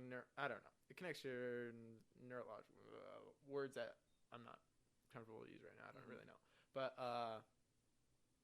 yeah, and it connects to that part of the brain, and it like stimulates it in a sense. So like blind people will be able to see, like people with Alzheimer's will like or reverse the effects. Like maybe like an outside thing, and that's just building on like when you have exterior like things that connect to your brain, it makes you superhuman. Yeah. Like they're working on stuff like that. You know, Elon Musk, I don't know, flying cars. Is he working on that? I mean, I think it's possible. 20 years though, I don't know. 20 Yeah, years. Probably more than 20. 20 years. I don't know. Another thing that I kind of I hopped away from, but something that is also just puts life into perspective is like, and I don't know, I may have said this honestly, but I may be repeating what I said, but it's like it's a scientifically proven fact that we've only discovered a portion of the ocean. It's crazy. It's like only 5%, right? Yeah. Or is it less than that? No, I think it's like 5%, but that should blow your. We're on a planet that's like, what isn't it 75% ocean or something like that? It's some like majority of our planet is ocean, and we've discovered 5% of that said ocean. So like, it's like I know we like kid or like I know that like graphic novels and science fiction love to like say that like there could be creatures or life forms just in the ocean, but like honestly like. I wouldn't put it past. Like someone asked me that yesterday, I was like, dude. I couldn't put it past. Have you seen Shark Week, bro? I mean, I haven't seen Shark Week. You've never seen Shark Week? I've never like sat down and watched Shark Week has some. I haven't done it in recent years, but when I was younger, oh my gosh, come on! I'm sure there's some crazy things out there. It'd always be like the what is that? Magna, the big shark. I shouldn't. I'm Sharknado? No, I'm no, kidding. not sure. Joking. Megalodon. I think the megalodon is the big shark. Mm-hmm. That it's out there, and they'd always kind of like hint at it, Yeah. and they'd be like, "Oh, we found the megalodon," in all the commercials. Then they're like, "Oh, we came close." At the end of the week, Yeah. it's like, "Oh, we came close, and here's just a ginormous great white shark," which Yeah. is cool. But I have a feeling it's out there. There has to be There's something out there. There's something. There's something that we haven't discovered. Or, well, we as in what we once again know that they've discovered. They probably discovered a bunch of stuff, and we just don't know. don't know. Can't tell and, us. yeah, they can't tell us because we can't even all wear masks. But, I mean, that's the nature of humans. We want information, but at the same time, if we received it all, we probably destroy ourselves in reality. Yeah, I mean, that's an interesting thought, honestly, all in all. It really is. Something I feel like we should really tell the viewers here. And this kind of hops onto a different, I keep saying viewers, but listeners in reality, is the difference in our lifestyle. I recently spoke to someone. It was in a conversation last night, where I spoke about the difference in our lifestyles. Are you talking about you and I? Yes. Okay. Expand. And I'd consider us pretty similar human beings. We think a lot of things the same. I feel like our thought process on most things are the same. Yeah, that's facts. But maybe daily life. Oh, we just live is just completely different lifestyles. Yeah. It's quite interesting. Once again, I spoke to someone last night about it. As I sat in our legendary red chair right in front of me. What a chair! And I sat there just bored because I mean we don't really have anything else to do. On quarantine, people. On quarantine, day. What day are Day we? 9. Day 9. Drew a coyote on our whiteboard today. White-legged coyote, to be specific. But I sat there just like contemplating, and as Caleb went to sleep at around 10 or 11 o'clock. No, last night. Yeah, he did. I was like 11-ish. 11 later. Yeah, Okay. You threw the 10 out there. It was like 11 o'clock. But I do like to get my sleep. Yeah, 100%. You went to bed at 11 I need o'clock. sleep for my brain to work, man. Now, keep in mind, the next day is a Saturday. It's a big day. Game day. It was game day.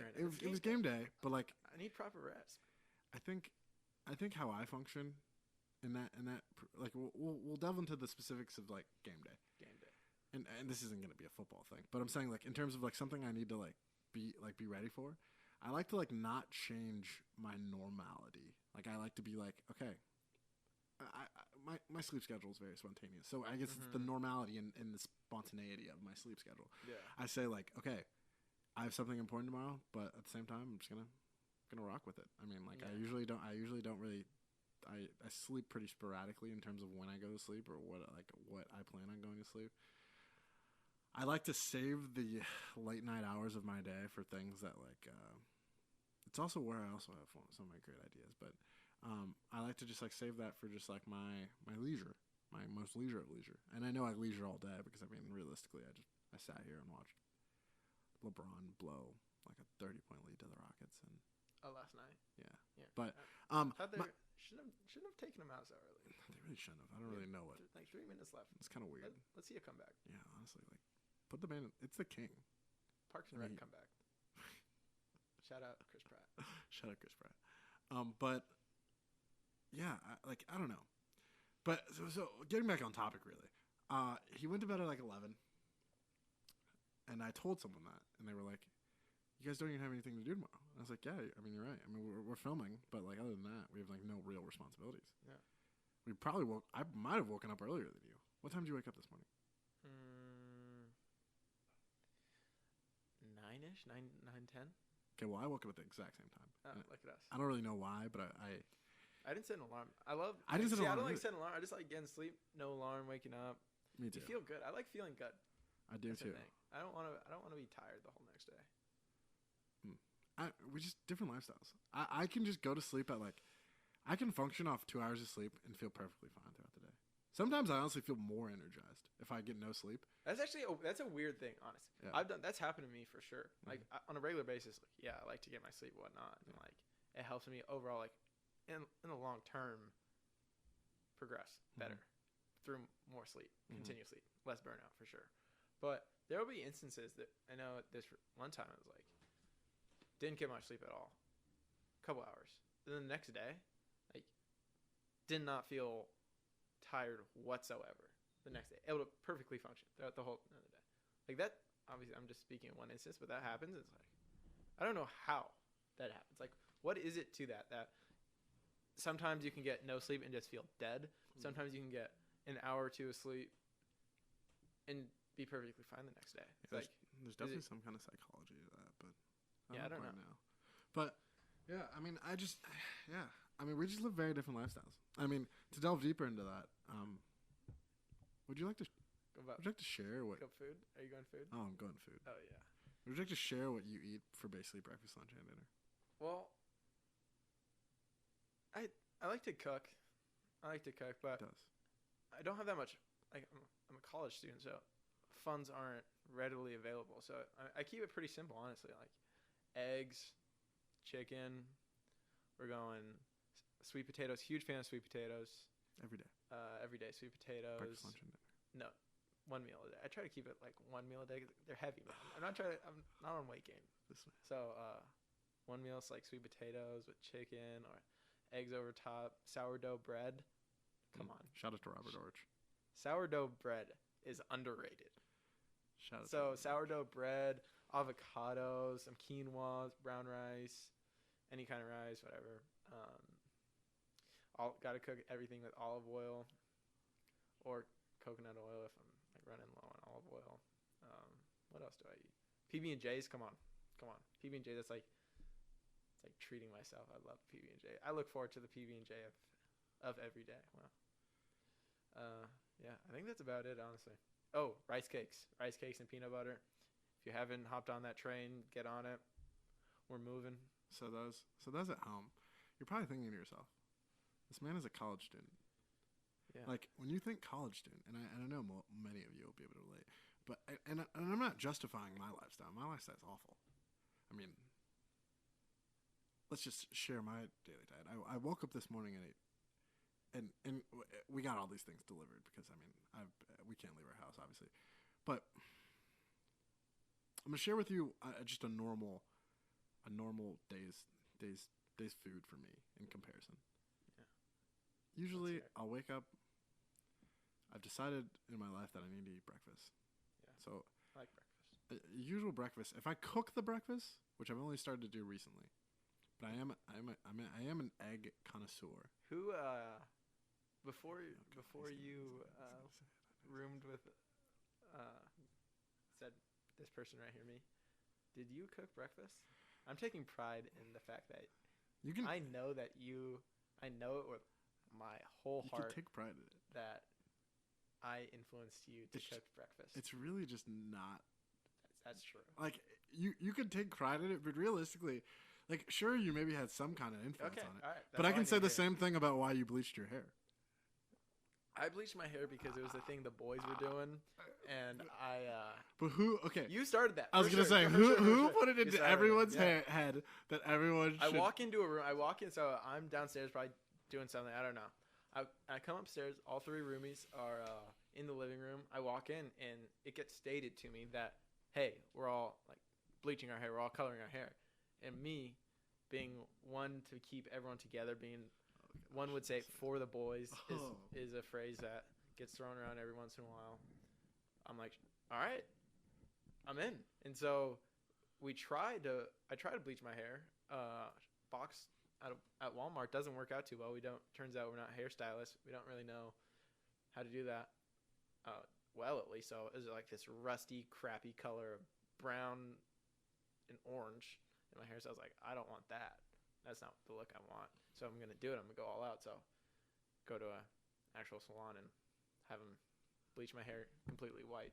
The backstory behind that. But what I'd like to give some context to this story is so my hair is blonde right now. Yeah, it is blonde. I bleached my hair probably going on probably, I don't know how long it's been honestly, but my hair is blonde. And for a while I've contemplated this for a very long time. I've just been waiting on the moment. The moment came when I came to this university and there's no real barber that is able. Well, shout out to my boy Cam. Cam is my barber. Forever loyal to this day. But and also, if you're in the Vermilion area, please get a haircut from Cam. I'm going to give him a little shout out here because he honestly deserves it. He does a great job. Cameron Tisdale. You can find him on Instagram. He also plays football. He does play football. Number 5. He's a great kid. Florida boy. Does a great job, honestly. And I'm going to give him the shout out because he deserves it once again. But I started doing it because I was like, I can grow out my hair. Might as well experiment. You're 20-something and just do your thing. And I've been planning on dyeing it a different color for a while. It's just me overcoming the laziness of going to purchase a certain kind of hair dye. And on that Sunday, I decided I was going to color my hair pink. And I told the roomies there multiple times that I was planning on it, honestly. But I'm giving this context because I would like to say that I incited the hair coloring that went on in this household. Oh, for sure. I give it 100% to you. Yeah. Okay. Yeah. No restraint. And I only say no that, restraint on my. I say that as to combat you saying that you inspired my cooking. You did. I will give you part of the inspiration, but I will also say that I did not live in a house prior to this.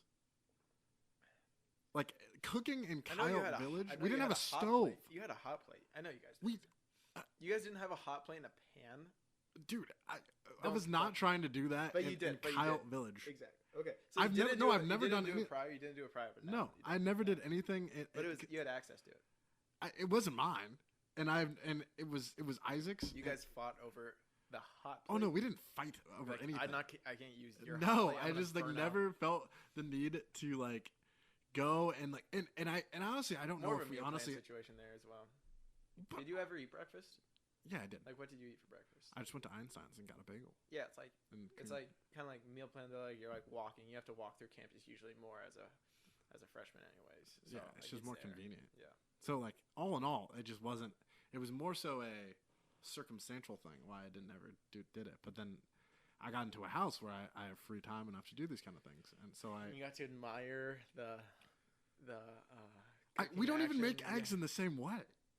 I make eggs a bunch of different ways. Don't push me into one corner of how to make eggs. I make eggs however I so please in that moment. Okay.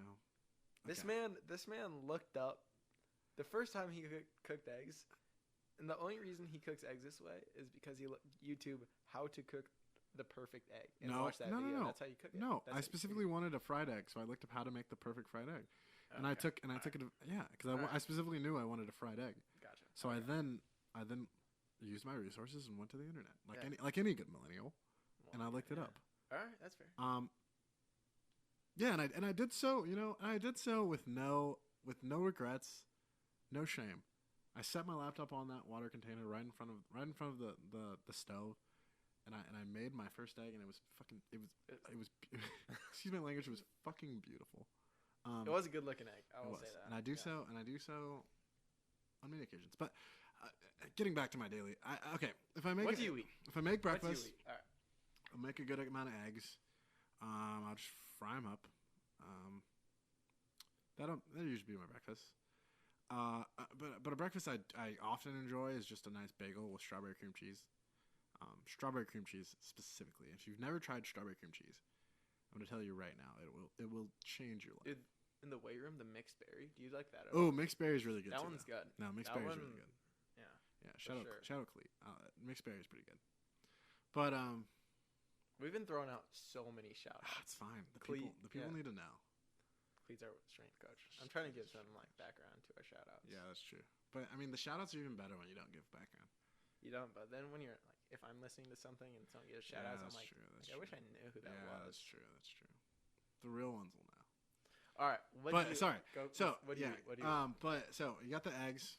For lunch is usually, I would say, sometimes my most difficult because it's about finding the time of day when you want to eat the lunch and then you can still have time to eat the dinner. Because here everything closes at 8, and I don't cook. I don't enjoy cooking any sort of meal realistically, so I know that I'm going to have to go out and get something. Yeah. So it's about finding the balance where I can eat then and then get hungry before places close. Because usually I get hungry around a 10 or 11, which is fine because on my track I'm trying to gain weight anyway, and eating later is just preferable for that that phase. Yeah. But here at 10 or 11, your only option is McDonald's or maybe pizza. But I'm not really a huge Domino's guy. I'm gonna say it. Papa John's team all the way. But Papa John's. I'm a big Papa John's guy. Honestly. Wasn't he in hot water? Oh, Papa John is terrible. Like that may be it. I don't know if we should delve deeper into that, but he is in hot water to say the least. Probably scalding water, honestly. But yes. So like usually a lunch would be like, I don't know, what did I eat for lunch yesterday? I guess my technical lunch was. I think you remember. Yeah. No. Who am I kidding? Yeah, I got a bag of sauce over there. My usual lunch is Chick-fil-A. If you'd like to know my Chick-fil-A order, it's a spicy deluxe, large fry, medium Gatorade though, because large is just too much Gatorade. But if you're at home, if you're not in Vermilion, I usually would get a fruit punch, but they don't have fruit punch here in Vermilion. We have Gatorade. The Vermilion Chick-fil-A isn't Chick-fil-A. It's like, let's say it's like I like real Chick-fil-A. Yeah. Like outside Vermilion campus Chick-fil-A. I completely understand that. But I don't like the Chick-fil-A here. I've gotten a few times. Like, just not it. Oh, it's not it for me. Trust me, it's a completely different. I'm going more to the Qdoba if I'm getting food on campus. Yeah, but I just Chick-fil-A just in any circumstance does it right. But I completely and utterly agree. The Chick-fil-A here on campus, and this is not to throw shade at the Chick-fil-A here on campus. No, they do. They try their best. They do their best. They do their absolute best. They just we appreciate it doesn't quite amount to a regular Chick-fil-A experience. How could it? It couldn't exactly. They're fighting an uphill battle. Yeah, that's just an objective truth. There's no way you could. But yeah, I more often than not, honestly, I can tell you for certain that in my 2-year experience here at the University of South Dakota, that I've eaten probably Chick-fil-A almost absolutely every day of the week, not probably excluding weekends. I'm going 4 days a week for you, maybe. Monday, Tuesday, Wednesday. You think that? Monday, Tuesday, Wednesday, on Thursday. average, 4 days a week? Probably Friday as well. So probably 5. You're saying on average, it's a for sure 5-piece a week? For the last 2 years that I've attended this university, like I don't remember probably beginning of freshman year I was still trying to figure it out, but I can tell you for literal certain that every day of my sophomore year here, I ate Chick-fil-A for lunch. Every single day. Sometimes it changed on what I got, but I got Chick-fil-A every single day. Like there's no doubt in my mind that I did every single day. What a thing that is. Hey, it's just the lifestyle I live. Just the lifestyle. And so then my dinner would usually consist of, if I go Chick-fil-A for lunch, my dinner would probably be and I'm going to give a shout out to my most favorite thing in Vermilion, the Jake Burger from One Main Street Pub. Main Street Pub. And now, great people over there. Great people, honestly. I think their owner's name is like Todd. He seems like a really good guy. Is that the guy that on Twitter? He's on Twitter. He gave out free burgers. He's giving out free burgers. That's awesome. Amazing guy. Like what a good guy. I'm gonna give a shout out here. To Main Street Pub. Who would have thought? I mean, who would have thought? I was just throwing out shout outs. But okay, like honestly, if you're in Vermilion, South Dakota, and you like are looking for just a really good burger, go to Main Street Pub. It's not just a bar. It's not just a bar. They serve food as well. And I tell many people that, and they're like, "Really, Main Street Pub?" I think most of the like USD or Vermilion area, it's like bars, but also restaurants, like dive bars. Yeah, that's what it is. Yeah, it's just everyone's serving food as well. Exactly. But I definitely recommend going to Main Street Pub. Like that would probably be my like, yes, please go. I mean, we got many different little places, but Main Street Pub is where I consistently go. I mean, my roommates have witnessed it when I call Main Street Pub at this point, and I have them as a contact in my phone. When I call them, I usually just say like, "Hi, can I place an order for pickup?" But then I say this is Dakota, and there's multiple of the bartenders that know me by name, so they usually say, "Oh, just the regular," and I'm like, "Yes, please." Yeah. This does happen. This happens quite often. Yeah, quite often. And then after they'll just be like, "All right, 15, 20 minutes." I'm like, or maybe you'll say like, but make sure it's a 6 ounce. Yeah. I'll maybe throw in a distinguishing. But they know it's the Jake Burger. Oh, they know.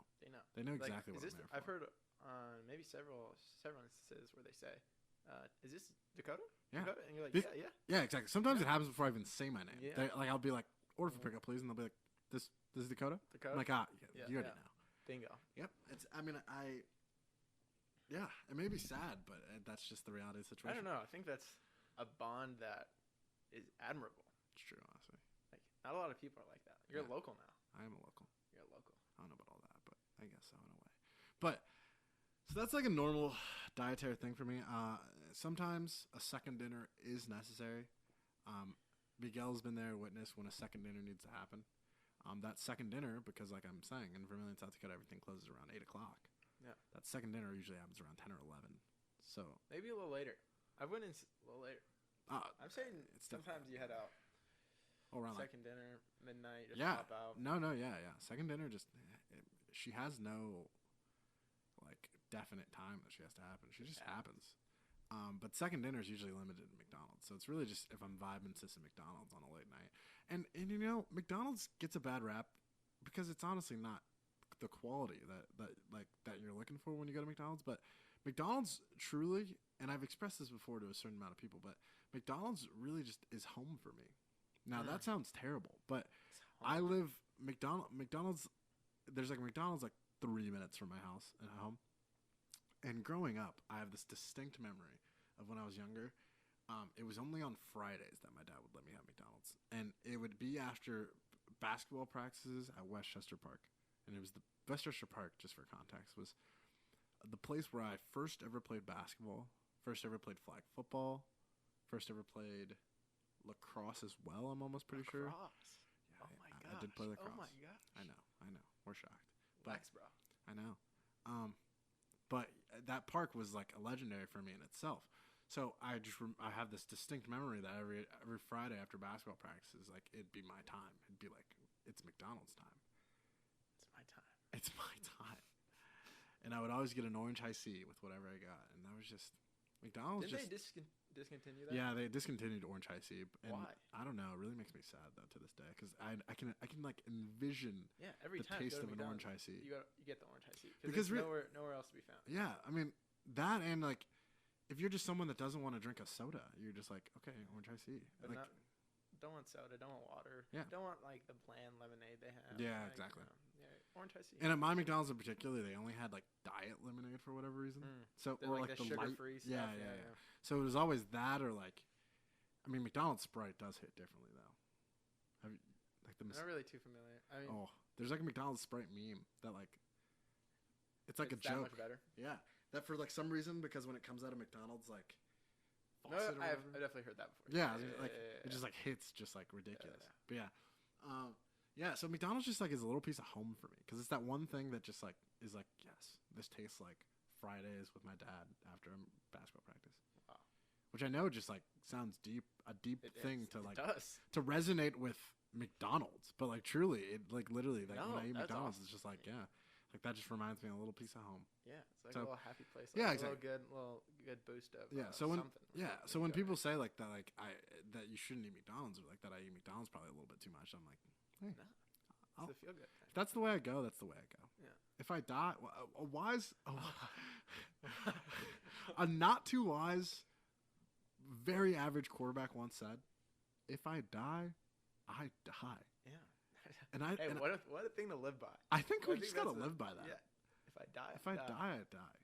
What a man, Captain Kirk. Shout out to him. But yeah, and so that's usually my diet. But those lifestyles are just could not oppose more. You do have a box of honey buns in your specific cabinet. Oh, Caleb loves to bring up my box of honey buns. Love to bring it out. Honey buns. I haven't really eaten that. You haven't though. I thought you were gonna dive into them a little more. I thought it was gonna be a recurring box every week type of thing, but I don't think it has. I don't know. I'm not a huge snacker, but when I snack, I snack. So like, I like to really get my meals in. I'm not a huge snack guy, but like those moments where I need a snack, I like to have them there. Yeah. So that's why I like always have a box of honey buns because honey buns are just, I mean, they just never don't hit for me.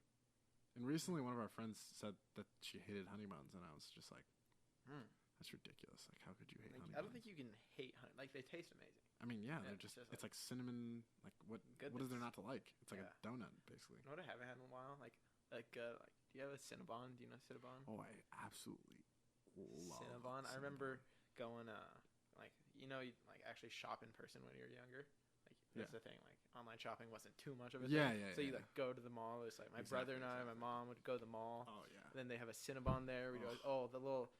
I was a big fan of the twisty sticks of cinnamon sticks. That little cinnamon roll, like take some of my mom's cinnamon roll And then also the like you'd go Orange Julius, you get smoothie on top of that or something. Yeah. Like I respect that. what a trip. Yeah, honestly. That's fantastic. That's just a fantastic day. Like those mall trips, those are classic. Yeah. Yeah, if you can't relate to that, I really don't. I don't know. I question. It just really makes It's just you an wonder. experience. If you didn't have Cinnabons as a kid, it really just makes me wonder. Or the airport Cinnabons. If you're traveling through the airport, you get a little layover. You see a Cinnabon. Come on. Gosh. There's very little times where I like see a Cinnabon and not get one. If we're being completely honest, but I like Cinnabon like probably to a higher level than most. Honestly, those are really my things. I don't know. I think we were pretty big fans of Cinnabon. But I feel like it'll surprise us how many people maybe won't be into Cinnabons. Really? I don't know. I don't know. Cinnabon, I mean, I love donuts, like, and I just think like what I'm obsessed with donuts, and I just think like how could you not love a donut? It's a fried, what's your go-to doughy donut? delight. I mean, I don't have a go-to. It's like those ones we got from Centerville that were like zebra donuts or whatever. Zebra donuts. Those Middle things of are nowhere. amazing. Middle of nowhere. Yeah. What is that? South Dakota or Iowa? No, What is that's that? in South Dakota. That's in still. South Dakota? Yeah, Okay. it's Centerville. We were delivered by one of our good friends some donuts that specific to Centerville, South Dakota. They're zebra donuts. Secret recipe. They don't hand it out, I guess. But it's like amazing. So it's a chocolate glaze or chocolate topping or what's the word for that? I don't know. It's just a glaze, like chocolate glaze. Chocolate glaze. Mm-hmm. Regular looking donut, and then the bottom half of the dough part is another layer of like chocolate. What a thing! It was delicious. It was absolutely amazing. But I do have to say, like a nice maple bar. I could, I love maple. I can't say I often chose maple bars, but I'm not at all opposed to a maple bar. Like I wouldn't. It's not like it's not high on my priority list. I guess you could say, but I definitely would indulge in a maple bar if it were the option that I had. Mm-hmm. I'm not too big of a fan of sprinkled donuts. Oh, me neither. I don't really like sprinkles. No, I think sprinkles just take away from what I'm trying to enjoy. Yeah, it's like I want the donut. Yeah. I want like that thing. The sprinkles like and like some would say no. I'm not even gonna bring it up because I'm a fan of like I like pineapple on pizza. Oh, I hate pineapple. Like I think it tastes good. I'm not a pineapple. So I'm not saying the sprinkles are like pineapple, like, but I think some people would refer to it. That's how they'd refer to it. It could be comparable to that same very comparable, but not something I would do. I think. Not just as polarizing. Get the idea across. Yeah, not as polarizing, but yes. One thing I will say though is that if you were ever to give me a jelly-filled donut, I probably I don't believe in hate. I think hate is just too strong of an emotion to truly feel for anyone because like at the end of the day. What about Hitler? That's a good point, honestly. I think hate can be used. Yeah. Not very regularly. Yeah. Sometimes that's a great fits. point. Sometimes it fits. I just think but on like the day, like on your day-to-day, like genuinely in your world, like okay, Hitler, yes, should be hated, but like, and absolutely in the worst way hated.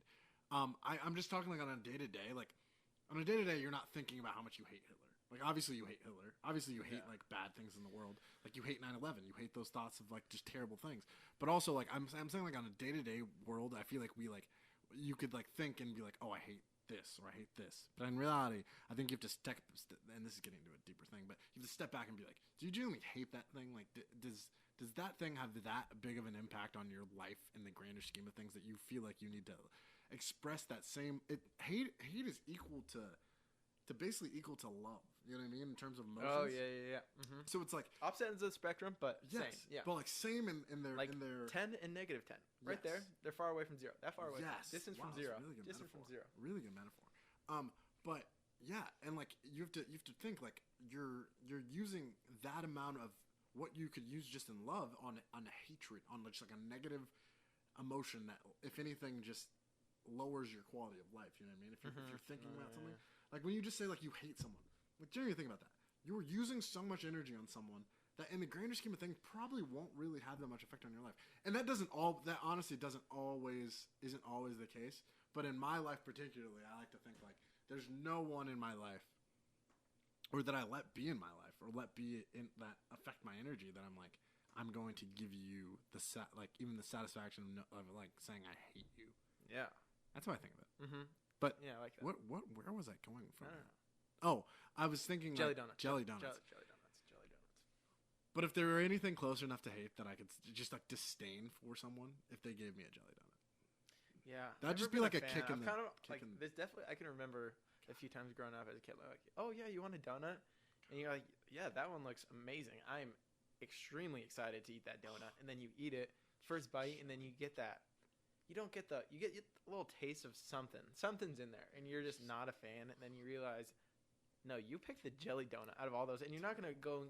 You're not gonna ask, can I get another one? No. May I please have another one? You're not gonna waste. Always the use donut. manners, but no, you're just not. So the sadness that occupies your brain because of you decide to pick the jelly donut. That's just it's an overwhelming sadness. I'm not. I don't like that. Not a fan of the jelly Not a fan at donuts. all. No. Now, like cream filled, like a nice cream. Now, like No, those, yeah. I feel like that for me could be like. Like cream. Like sometimes they have different flavors of cream inside. Yeah. If it's like a boutique type of donut. You know what I mean? Yeah, It's like a fancy yeah. donut, and they fill it with a nice flavored cream. Mhm. I could vibe with that. I could vibe Yeah. with it. Yeah. Just definitely depends, but just like your normal donut, it really just gets it going for me. Mm-hmm. Now I don't know how we got into the topic of donuts, but things are ridiculous. Cinnabon. Oh, from Cinnabon? Yeah. Yeah. I have to go pee. I'm going to pee. Okay, I'll be right use the back. bathroom. Talk to the people. I'll talk to the people briefly. You know something interesting? We have a friend of ours. Now I'm not gonna say her name. She's a dear friend of ours. She's someone that has contributed to our production here with a camera. Now once again, I'm not gonna say her name, but she's an amazing volleyball player, amazing gal, honestly. But something that really is intriguing about our friend. She recently told us that she doesn't enjoy comedies. Now really think through this. She can be quoted on saying that she doesn't enjoy comedy films or comedy shows. So that caught us all off guard, and we had to really sit there and be like, it's like, to us, it's like to not enjoy a comedy is like to not enjoy happiness or a smile. It's like to not enjoy puppies. Like, how do you not enjoy how do you not enjoy comedies? Oh yeah. That came to mind, and I didn't say any names, but I just don't get it, you know. She's a great gal once again, dear friend of ours, always welcome in this household. But how do you just not enjoy a nice comedy like that? Just gets you going, gets you laughing. But yeah, that's just a little anecdote for our brief interlude as Caleb comes back. Ooh, I am starving. I'm so hungry. Yeah. God, I'm so hungry. What are you getting?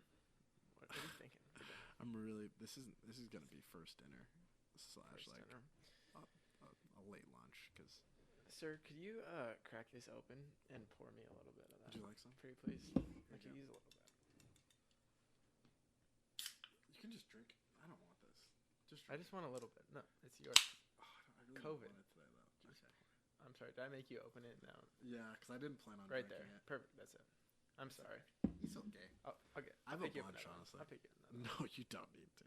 I just have like a case of those that I just have yet to drink. Yeah, I don't know what time it is, but I don't know if you guys know. Are we wrapping up? Or are we wrapping up? Are we going? Oh, I was. It's 4:50. How long have we been going? I'm not sure. I forgot to look. I feel like it's been like 2 hours, probably. You think we've been on for 2 hours? I wonder Didn't if the we start thing at says. 2? We definitely didn't start at 2. I feel like it wasn't that far from 2 though.